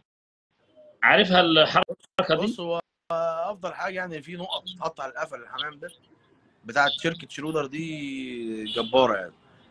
دي موجوده عند موجود عند ناس، ياسر. عند كل الناس اللي بيبيع ادويه يعني، في الغالب موجود يعني. انا لسه شاري النهارده 2 لاستاذ مصطفى. بكام اصلا الواحده؟ ما لقيتش الا واحده والله، عشان 2 وما قلتش الا واحده. الواحده كام؟ 600 اشتريتها ب تقريبا. 650 جنيه 650. تقريبا. بتعمل مش عارف 200 فرد ولا 200 حمام. 200 حمام. 200 بتشيله خالص جذري. طبعا بقى، بص هقول لك، انت ممكن تحط النقط والقشه مش نظيفه، ويخش حمام عنده حشرات، مع الوقت هيبقى عندهم حشرات، لكن انت ده متاكد احنا بنقط ده الحشرات ده انا بحمل حمام كل ساعه. ماشي. مفيش الحمد لله. طب نسبة تنظيف اللفت وقت السبق، يعني وقت السبق التنظيف، تنظيف. عامل التنظيف بيؤثر على الحمام ازاي؟ انا بنظف يومين في الاسبوع في السبق، بس بشرط الحمام ما يكونش جوه اللفت. بتنظف يومين في الاسبوع في السبق، بس بشرط ان الحمام يكون بره اللفت طاير. يعني بنظف يوم التسليم. آه. يوم التسليم بنظف ورش اللفت فيركون اس، واطهره تطهير مظبوط جامد بزياده، بحيث انه هيقعد من العصر ولا بالليل لحد تاني يوم الصبح اللفت متهوي مظبوط. وانضف تنظيفه تانية في وسط الاسبوع او في اخر الاسبوع، وانا بمرنهم برضو بس برش خفيف يعني، المطهر او الحاجه دي عشان ما تاثرش على ناحيه الصدر والكلام ده كله. نعم. كنت سمعت مقولة من أحد الأبطال بيقول إن الحمام الجاهز السبق بيفرز ريش خفيف كده، ما بيشرش بالعين مجردة، ريش خفيف خالص الحمام ممكن يتنفسه فبيتعبوا في التنفس. لا، هو الحمام اللي بيجهز للسبق بيقعد يوقع زغب كده ريح. نعم عايز اقول بس نقطه على موضوع جاهزيه الحمام ده. الحمام نعم ممكن يبقى جاهز قدامك، الحمام جاهز عضلاته وردي حمراء، موقع زغب كتير، ريش اللي هو عامله زي الفله دي كده، زي الفل اللي نعم. وقع كتير على الزب، بس مش شرط يكسب. الأستاذ مش شرط بس ايه؟ اتفضل مش اتفضل. شرط يكسب، هو بيبقى في حاجات خارجيه احنا بنشوفها، وفي حاجات داخليه دي قدرات من عند ربنا. نعم احنا في مدرسه لغات قاعدين كلنا لابسين لبس جميل، المدرس شكله حلو، وكلنا بعربيه بتودينا، كلنا بناكل اكل نظيف كلنا، بس في واحد مميز جوه دول، باين كلهم شكل بعض حلوين، بس ده في واحد مميز هيظهر في دول. الأستاذ بس سعيد. لازم انا اخلي كله كده، صف نعم. كله شكله كده. أستاذ سعيد دراز بيقول لحضرتك المدرسة بتاعتك بتعترف بالصدر الساقط يعني وكيفية أداء، يعني الحامل اللي صدره ساقط لتحت عامل إيه معاك وأداؤه عامل إيه؟ وهل تعترف بيه ولا لأ؟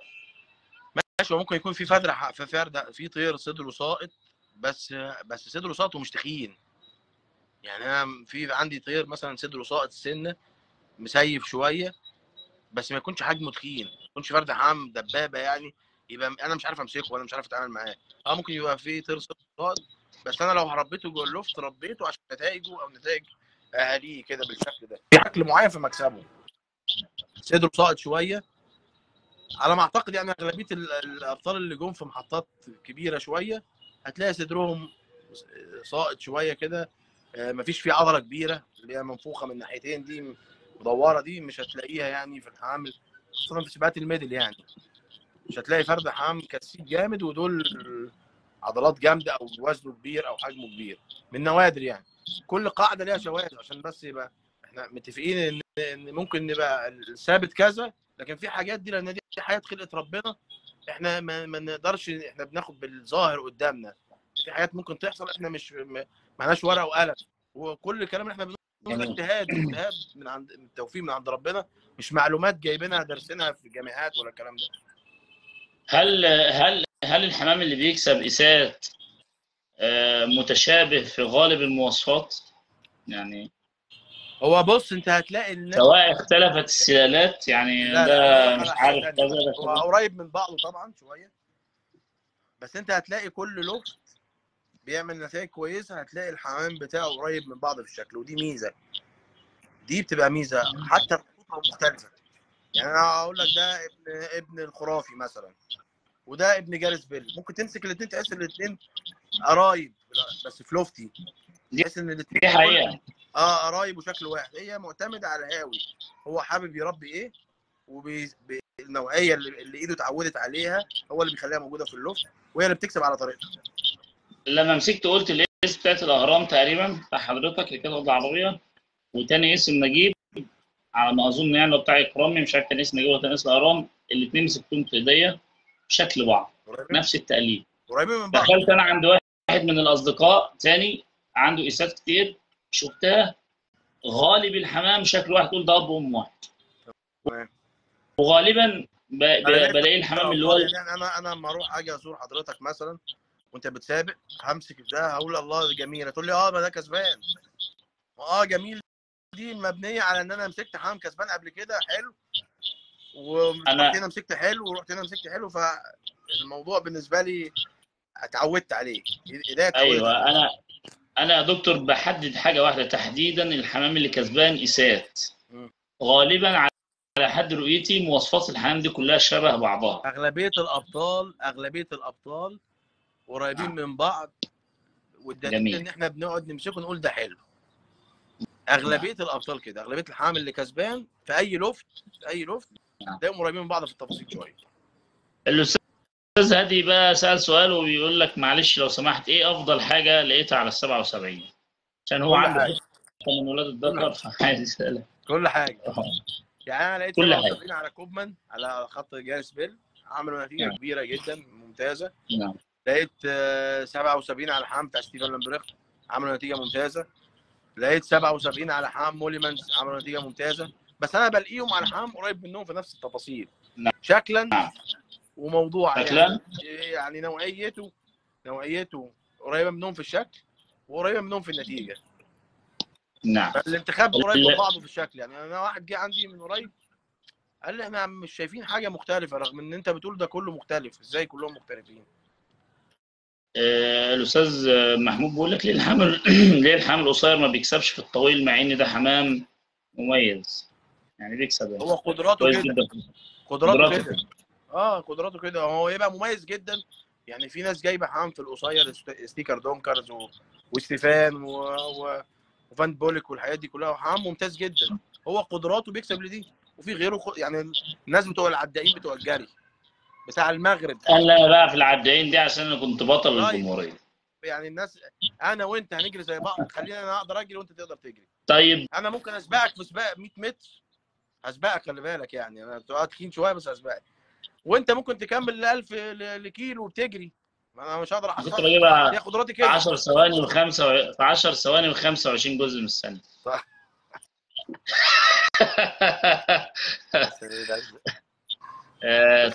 طيب طب درابه لما له لقاء يقول لك ما فيش حاجه اسمها حمام قصير.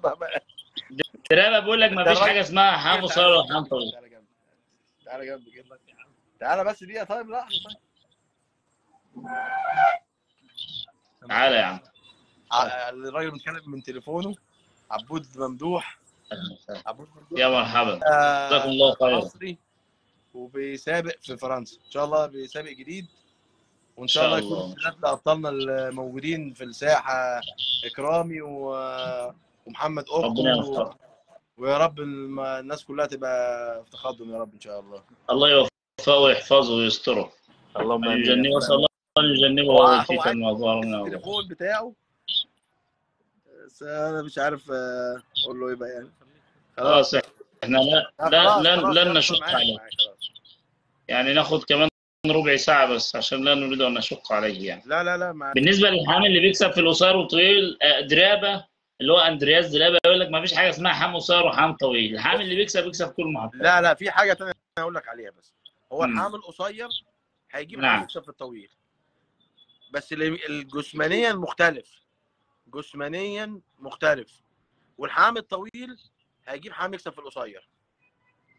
الاميز بقى، الاميز اللي هو بقى قصد درابه منه يعني. الاميز هو الحامل اللي بيكسب في اغلبيه السباقات، بس ما بيكسبش كله في المقدمه.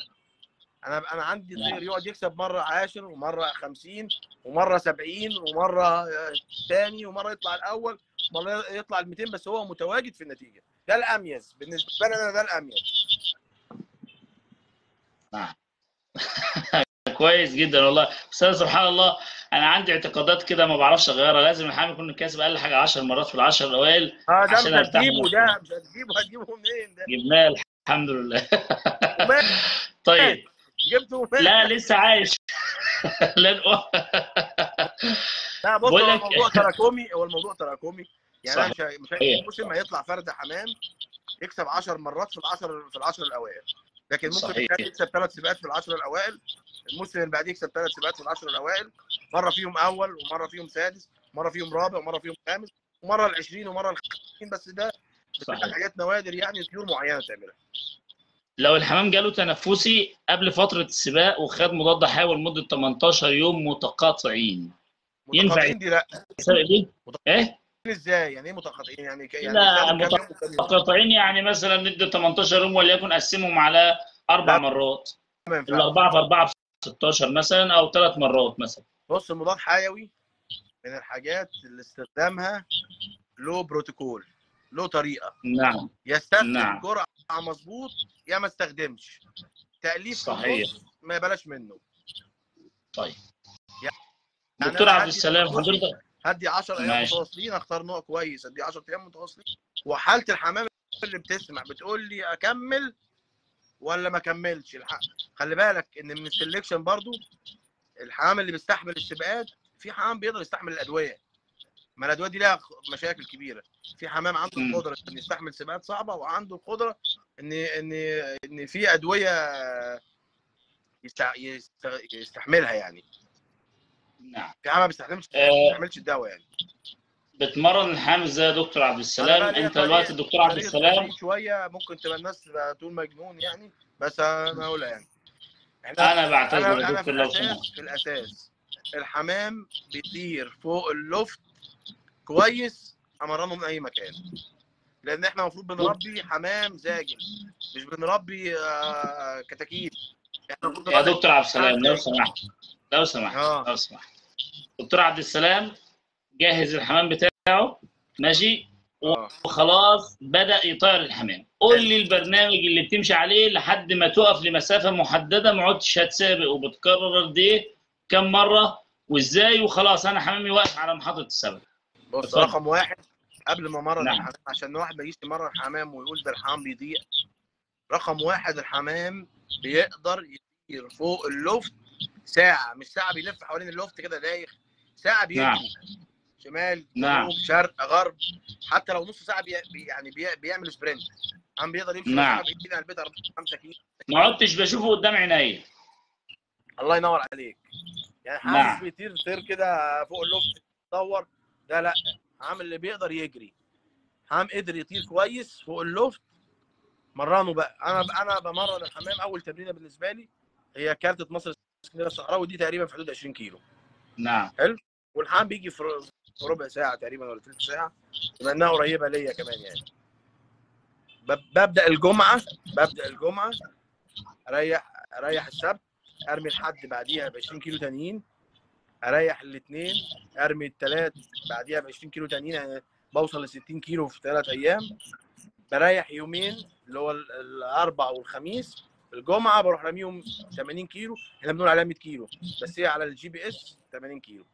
وبعد كده اقعد ارجع بقى لل 60 كيلو وال 80 كيلو، 60 كيلو وال 80 كيلو.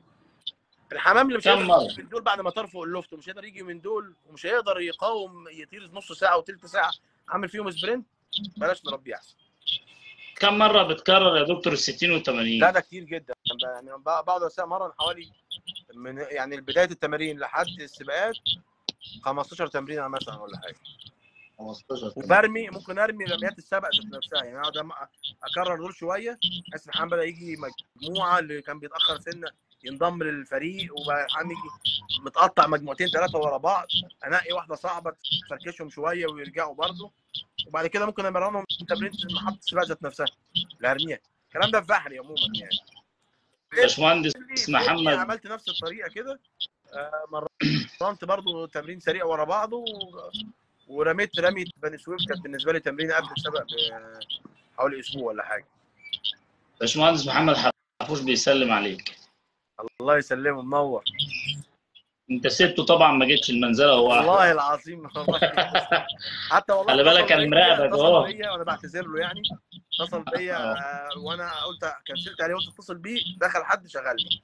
ثاني مره برضه نفس الموضوع كده، التليفون بيرن اصلا مليون مره ورا بعضه، فما بلحقوش يعني حتى البث اللي بعمله ما بيني وما بينك ده ما عرفتش اشتغل ما بيني وما اكلمك الا رحت قافله. ايوه الحمد لله رب العالمين. الله يبارك فيك. طيب يعني بالنسبه لي لو في اي اسئله، الراجل بيقول لحضرتك ينفع ايه رايك حضرتك في التمرين الفردي؟ يعني عادي يعني، ما يعني جربناه مره ولا حاجه ما حسيتوش قوي. هل في احنا بنتمرن على طول تمرين جماعي، بس فردي يعني فردي قصده لوحده ولا فردي كل طير لوحده؟ انا بصراحه فردي على حد كلامه، يعني كله طير لوحده، بس هنجيب منين دي لو واحد عنده 200 طير؟ ما حسيتهاش فرق كتير، انا ما جربتها مره ولا اتنين ما حسيتهاش قوي يعني. بس احنا بنمرن مجموعات يعني، احنا بنمرن بطير حمام مع بعضه بتاعي يعني الدكوره او النت، وبنمرن مجموعات. احنا في كرداس بنمرن كذا واحد مع بعض، بس الافضل في البدايه ان كل واحد يطير حمامه لوحده. الاستاذ بيقول لي ده مش الباشمهندس حماده. لا هو اهو، ما هو معلق، هو اسمه الباشمهندس حماده. هو ده، هو حاطط صورته، عم محمد. طيب دكتور عبد السلام، هل في فرق بين الحامل اللي بيكسب في النقاط والحامل بيكسب في الفروع. يعني هو ده جاي من ده جاي من جاي ده، من ده. اللي جاي نعم. من اللي في النقط جاي من اللي بيكسب في الفروع.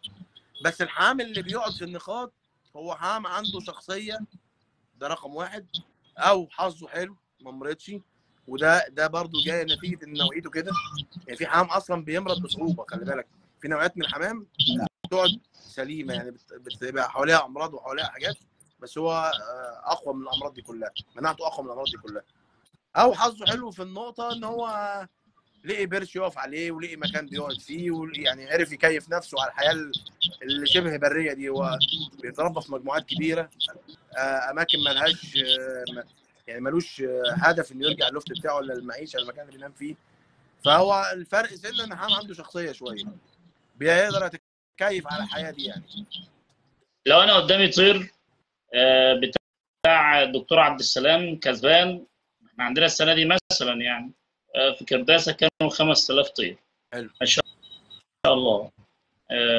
وطير كسبان اول ايس في جمعيه كرداسه او في اي جمعيه ثانيه، حلو. وفيها اعداد رهيبه، وكل واحد مجهز حمامه على اكمل وجه كما يرى. حلو. وعندي طير كسبان على 900 حمامه في النقطه. هل الافضل اللي كسبان على ال 5000 ولا اللي في النقطه؟ وايه ميزات الطير؟ يعني مثلا بيقول لك في طير كسب في المحطه الفلانيه كانت السرعه كذا وكان الهواء كذا، وفي ناس بتقعد تحسب ادق التفاصيل. بص هو انا دلوقتي كمحمود عبد السلام عايز اشتري الطير اللي كسبان، اخد من اللي في النقطه ولا اللي كسبان في الفرع؟ فرع قوي محمود زي عبد فرع السلام ولا عبد كرداسه، السلام؟ فرع ها. محمود عبد السلام ولا عبد السلام؟ لا لا، خلي انا اللي اشتري يعني. انا اللي هتشتري ايه؟ لا انا بما انت تنصحني. هتشتري ايه؟ انا اشتري اللي في الفرع. قولا واحدا. لا لو انت يعني هو النقاط شويه على ما اعتقد، يعني الحمام اللي بيكسب فيها متنوع، على اساس ان في متسابقين اكتر شويه. يعني في الفرع، انا في الفرع عندي في 5000 حمامه، وفي النقطه في 2000 حمامه. في النقطه في 1000 متسابق او 2000 متسابق، تمام، من جنسيات مختلفه. له ميزه الحمام ده، له ميزه، لكن اللي في الفرع هو طعم الاحسن. احنا لو جينا نحسب، يعني اللي في لو جينا الفرع نحسب مش اللي في كلام الفرع بس. بالنسبه لي انا، يعني لو ايوه. اللي كسبان في لوفتي ده وانا قاعد متابع السبق ومتابع نتيجته ومتابع شكله، بالنسبه لي اميز. ليه بقى؟ كان في واحد بيقول في حته ظلم للحمام من شويه، قال ظلم، او انت قلت لي الحمام بيتظلم. ايوه، الحمام مش مشهور ومش الحمام اللي في معروف. النقطه بيتظلم، الحمام اللي دي في حقيقه. النقاط بيتظلم. ليه بقى؟ انا السنه دي عامل لوفت اسمه جولدن ايس، حلو، ايوه، والناس اتكلمنا في جايبه عندي الموضوع ده. طيور. نعم. انا طير من بتوع الناس مثلا، وليكن الشيخ محمود ده اتخبط كسر في النقطه، ما بيتشافش، ممكن يترمي المحطه اللي بعديها على طول ومع السلامه. الطير بتاع محمود عبد نعم. السلام كان مكسر الدنيا، ده اول وطالع خامس وطالع مش عارف ايه، واختفى ضاع. في طيور كده حصلت كده وضاعت، انا ما بقى في برضه ناس عارفينها اتخبط حمامها. الملاحظه بقى ان انت في اللوفت العدد الصغير ده بيبقى فيه متابعه اكتر، انت شايف الموضوع اكتر. فممكن طير يتخبط، تاخده تركنه على جنب وتجهزه اللي بعديه بشويه، وطير الناحيه الثانيه يتخبط، تاخده ترميه تكمل عليه تقتله ما يجيش. يعني ده الظلم اللي نعم. موجود في النقطه. عشان كده اللي كسبان في اللوفت، اللي كسبان في اللوفت له طعم تاني بقى، له شكل تاني. هو انا قاعد قدامه وانا شايفه، والناس اللي معايا كل واحد مهتم بطيوره لوحدها وشايف حمامه وبيشوف العيوب اللي فيها ايه والمميزات اللي فيها ايه وبيشتغل عليها. اللي في النقطه اللي في اللوفت جميل، ده الاميز بالنسبه لي. بس اللي في النقطه كسبان في السباقات دي وطلع من البلاوي دي كلها برضه مميز. يعني ممكن نعم. ممكن اربي الاثنين. نعم، ممكن تربي الاثنين، لكن انت حددت ان الاميز اللي عندك في اللفت. الاناث افضل ولا الذكور في السبق؟ الناس طبعا في الشائع هي اللي بتكسب، هي اللي بتكسب في كل حاجه. الستات بتكسب في كل حاجه، في البيت اداره البيت تكسب في كل حاجه. هي بتكسب في البيت بأن النبي صلى الله عليه وسلم أوصانا بها ويفهم في القوارير. يعني هي الستات دي بتكسب في كل حاجه، بس المشاهير العالم والاميز والاقوى واللي اثروا دكوره. تذاكر عظماء مثل حظ العالم دكوره، الأنثيين. رجاله عظماء اللي يعني انا عندي في الاميز عام في مصر، خلينا بالمشهور في مصر. هبتدي بالسمري، هيقولوا الخرافي وميسي، تمام. هقول ماشي.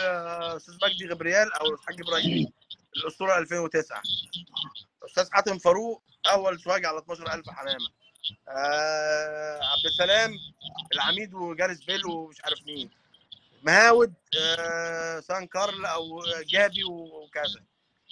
يعني الاسماء اللي الناس بتسمعها كلها اسماء دكوره، كلها المؤثرين في اللوفتات ومشاهير وقالهم ابطال، ده اللي كسب ابن فلان ابن فلان يعني العجيب في الموضوع انك لم تذكرني مع في ما تسابق ان شاء الله، هقول لك طلع كسب ان شاء الله. خش مش هسابق انا. اللهم لك الحمد. طيب الاخ الشيخ حامد او الدكتور حامد بيسال حضرتك، يقول لك الافضل يودي طير فاكك زغلول صغير نقطه ولا يوديه فاكك ريشه او اثنين يكون كبير؟ بص احنا قلنا في الاول ان الزغلول لما بنقله لللفت لازم يكون بياكل كويس وبيشرب كويس. تحصنه لازم بعد التحصين ده يقعد 21 يوم، هيكون غالبا فاكر الريشه دي، يتحرك جوه اللفت فايق، حركته صحيانه ونشاطه. بعد كده ممكن ننقله لاي مكان. لكن في السن الصغير ده هنقله ما تحاسبش بقى انت، يعني ما تعرفش اللي ممكن يحصل. هتحاسب على المشاريب، هتحاسب على المشاريب، هيتقتل الحمام ده. مش بقصد من الناس، لكن هو لسه مناعته ما اكتملتش، لسه الامصار اللي خدها جسمه ما اتعودش عليها وكون اجسام مضاده وبقى قوي. يعني الاحسن اوديه رمي ريشه، والاحسن يكون طار كمان، ده الافضل. بس والاماكن بتاعتنا قريبه شويه ما تنفعش قوي. الاستاذ محمد رفعت بيسلم عليك كتير والله يسلمه. طيب المصل بتاع الطيور، قبل ما اقول الموضوع المصل، هل الافضل استئصال المرض من الطيور اللي احنا فرخت مجموعه من الطيور وهم صغيرين ففي منهم طيور بتتعب، هل الافضل علاجها ولا استئصال المرض اصلا؟ يعني فرد تعب وهو صغير زغلول اشيله وخلاص اذبحه بحيث ان انا عايز الفرد اللي طالع من اول يوم. بس انا عايز اقول لك على نقطه دي على فكره انا الافضل ان الضعيف اذبحه، بلاش همصله اصلا. نعم. مفيش منه فايده. بس احنا في اشتراطات الحياه. يعني انا دلوقتي نعم. طفل عندي لسه مولود، اطعمه ولا اسيبه لما يفرفر، لما يجي له شلل الاطفال؟ اطعمه. في امثال بديها له عشان احافظ على الحياه عموما، وعلى ان هو يقدر يقاوم بعد شويه الامراض والحياه. الحمام نفس الموضوع. اجي اقول ده لا انا مش همصلهم واشوف الاقوى يعيش. طيب ماشي، خليه الاقوى يعيش. اقعد بقى كل سنه عد الجثث بقى اللي ميته قد ايه من الحمام. لا انا احصنه واتعامل معاه معامله كان دي روح. انا مش بتعامل مع حاجه بصنعها، دي روح لازم اديها حقها. لازم المصل، لازم الحمام ياخد مصل. كنت سمعت من الشيخ محمد سرور وانا عنده في البيت مره بيقول لي ان ايجار كامب كان اتكلم معاه مره ان الحمام اللي بيتعب من الحمام الانتاج بيستأصله نهائيا. أيوة. ما بيسيبوش في البيت. دي حقيقه. وانا صراحه مشيت على النصيحه دي، حتى لو هو مهما كان شاب تعب بنزله اتغدى بيه. مظبوط. هو ما والله ما احكمش اتغدى بيه برميه. هاكل بقى حمام عيان. انا بص، لا يعني انا قصدي انا مش قصدي عيان ضعيف. انا بالنسبه لي اقصد تعبان ان هو والله ما موضوع ضعيف. انا اقصد ان هو في يوم دخلت على حمام كده حسيت ان هو كان مره واحده بس كده مش عاجبني في الاكل بقوم دبح. لا بس انا اقول لك على حاجه بقى. قول. احنا بني ادمين بنيجي في وقت من الاوقات، الدكاتره والعلماء والاساتذه بيجي وقت بطنه بتوجعه، بيجي وقت بيجي له صداع، بيجي وقت بيسخن شويه، اضربه بقى طلقتين ورايح الناس منه. لا يعني انا لو فرد حمام مريض، يعني فرد حمام اللي انا مش هربيه اللي هو طالع ضعيف، جسمه ضعيف، ريشه ضعيف، ما بيهضمش كويس لما بيجي ياكل، يعني عنده مشكله، هو عنده مشكله. لكن فرد حمام في يوم كده كسل يوم، طب ما هي المشكله طبيعي ممكن يحصل. كل حفايه الذره بايظه، بعد يوم بقى واثنين فضل مكسل ولا هو بيفوق؟ انا اكيد بتكلم على ده اللي بعدها بيوم برضو نفس النظام، فهم لو شايله بقى قبل ما انا يخلص. عندي طير طالع، عندي طير موجود طالع، انا من كام يوم بلم الزغاليل احقنهم، فاللي ما عجبنيش ضعيف شويه، ريشه معمول شويه، خشن شويه، مش مصحصح، ذبحهم، لميت الزغاليل ذبحتها. ايه احنا مش افضل عارفين شهور السنه للفرخ؟ افضل افضل شهور فرخ السنه طبعا من بعد شهر 12. من بعد 12. 12 بيكون الحمام خلص قلش وريشه كامل وشكله احسن 12 وصحيا الى جاهز للجواز يعني، والجو بيبقى جميل. الزواج. يعني ده الافضل. لكن انا مجبر، انا عبد السلام مجبر يعني، او في الجمعيه مجبرين شويه عشان الاماكن مش متاحه قوي. احنا بنفرق حمام بعد السباق، يعني احنا بنخلص سبق في شهر 5 نص 5، بيتبقى عندنا مجموعه حمام عايزين نفرخها هي واخواتها، نفرق نفس الخطوط اللي كسبت عشان تكتر من النوعيه اللي كسبت، فبنضطر نفرق في الصيف. يعني انا دلوقتي بفرق وبكشف دلوقتي، المفروض ان انا هلقي كمان شهر ولا 2، انا بكشف دلوقتي لان ما قداميش فرصه ليا دي، تحتاج مجهود اكتر يعني. قوه التوريث بتكون في الذكور اكتر ولا في الاناث؟ ذكور.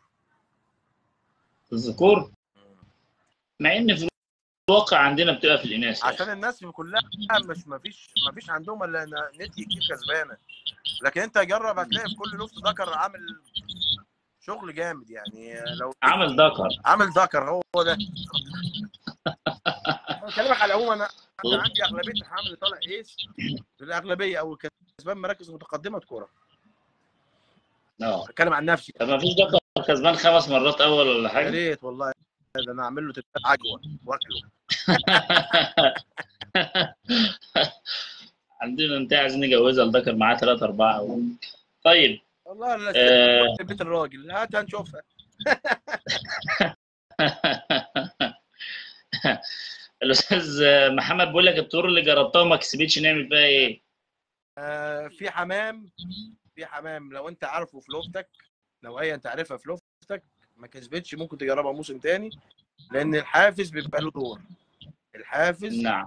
له دور شويه يعني. انا في سنه 2009 جوز كانوا جديد بقى، انا مش عارفهم، يعني عارف الام بس كسبانه والذكر يعني تصلته كويسه بس مش معاها نتيجه يعني.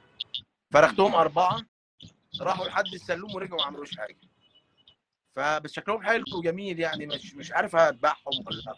جالي واحد صاحبي ما يعني مستشار هو بس مش متسابق يعني، فقلت له خد جزء من دول هديه يعني، ما رضيش. الموسم اللي بعديه قعدوا عندي في اللوفت قدرا، دي التجربه يعني، قعدوا عندي في اللوفت، لان انا ذبحتهم لان شكلهم جميل، ولا انا بعتهم موجودين في اللوفت، فرختهم وسابقت بيهم وبقالهم، قعدوا 3 سنين ما بيخرجوش النتيجه.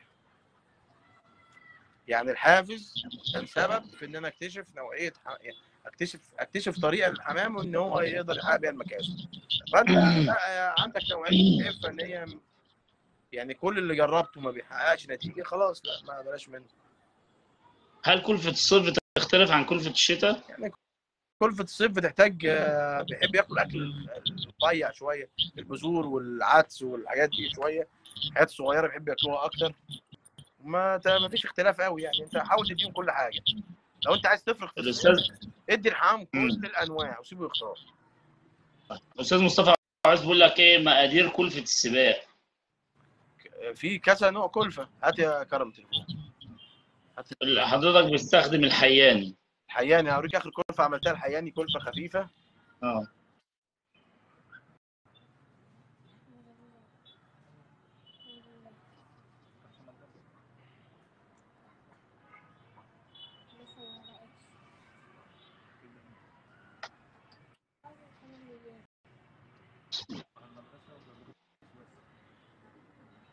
مدرسة. هو السنه كام شهر كده؟ 12 مثلا. في شهر 12 اخر 12. احنا خلاص يا جماعه بدانا نخلصوه عشان بس ما نطولش على الناس. لا خلاص. نعم. والناس اللي بعت لي الرسائل كتير والله، بس هخلص وافتح الموبايل بتاعي وان شاء الله ارد عليك. بص، في كلفة سبق تقيلة اللي انا عاملها دي، فيها تقيلة، كلفة سبق تقيلة.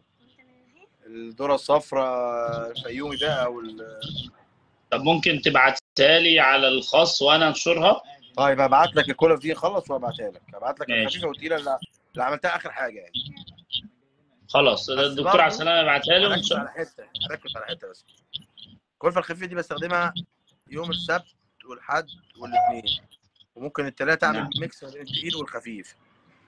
بس انا الحمام نعم. جاي عندي من السبق واقع، اديله اي كلفة نعم. اشبعه. نعم.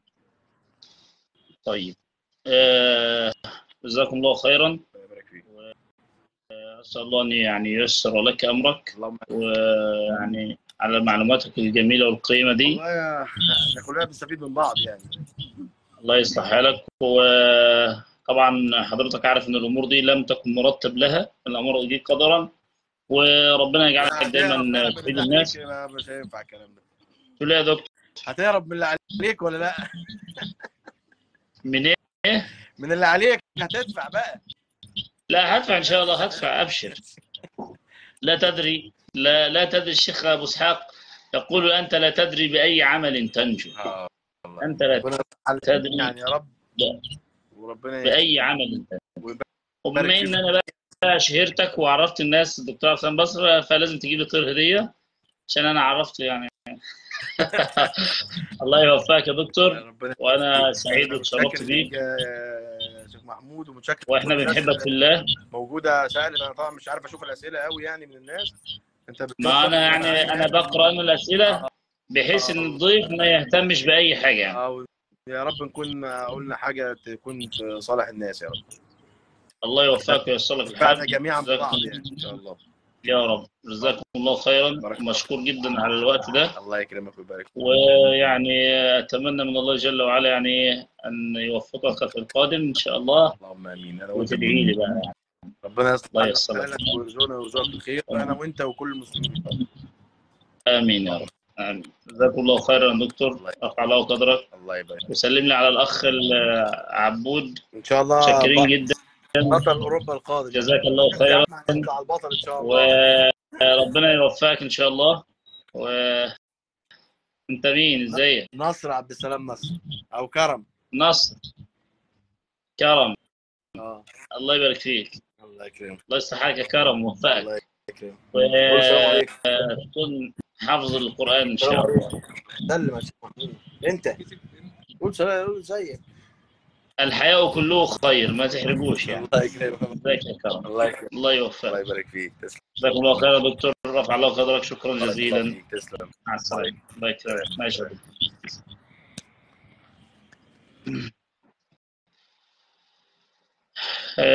الحمد لله رب العالمين. أتمنى أن يكون اللقاء النهاردة يعني أفاد الجميع. أنا شخصيا استفدت، وفي تفاصيل كتير جدا مهمة، ويعني التوفيق كله من الله جل وعلا.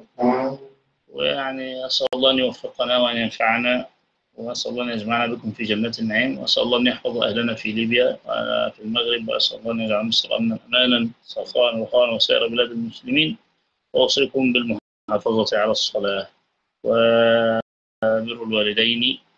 أوصيكم بالمحافظة على الصلاة وبر الوالدين وقراءة شيء من القرآن والصدقة، وأسأل الله أن يجمعنا بكم في الجنة، وأنا أحبكم في الله. وإن شاء الله يعني أحاول، أنا مش عايز أجيب حد يوم الثلاث، لكن أحاول أجيب لكم ضيف مهم يوم الثلاث كويس جدا، تستفادوا معاه زي ما استفدتوا اللقاءات الماضية. وإن شاء الله يعني أنا دعوت لأحد الكبار يعني دعوة، أتمنى الله جل وعلا يقبلها، وأتمنى أن أكون بفيدكم يعني، أتمنى من الله جل وعلا. وجزاكم الله خيرا. وقبل ما أقفل اللايف، الناس اللي بتبعت رسالة على الخاص وأنا برد عليها وما تردش، يعني أنا مثلا واحد سألني على حاجة في الحمام مثلا ورديت عليه، يعني مثلا طلب مني طير، الطير ده بكام؟ ب5 جنيه. فما ردش عليا تاني بعد 5 جنيه، هحمل له حظر، اشيله من عندي مع الاصدقاء. هو ممكن ما يشتري، مش لازم يشتري يعني، يقول ايه ماشي شكرا جزاكم الله خيرا خلاص. لكن انا ارد عليه وانت ما تردش عليا، فانا الحمد لله يعني بفضل الله جل وعلا عدد نادر، ولكن دي تنبيه. لا هيكلمه عن الخاص ويرد عليه ومش هيكمل رد عليا بأي قول يقوله، هشيله من عندي من على الأصدقاء. وجزاكم الله خيرا. طبعا الكلام أكيد موجه يعني، كل ذي لب بالإشارة يفهمه. أبا تميم حبيب قلبي، تصبح على خير. أنا أحبك في الله، وبلغ تامين سلامي. السلام عليكم ورحمة الله.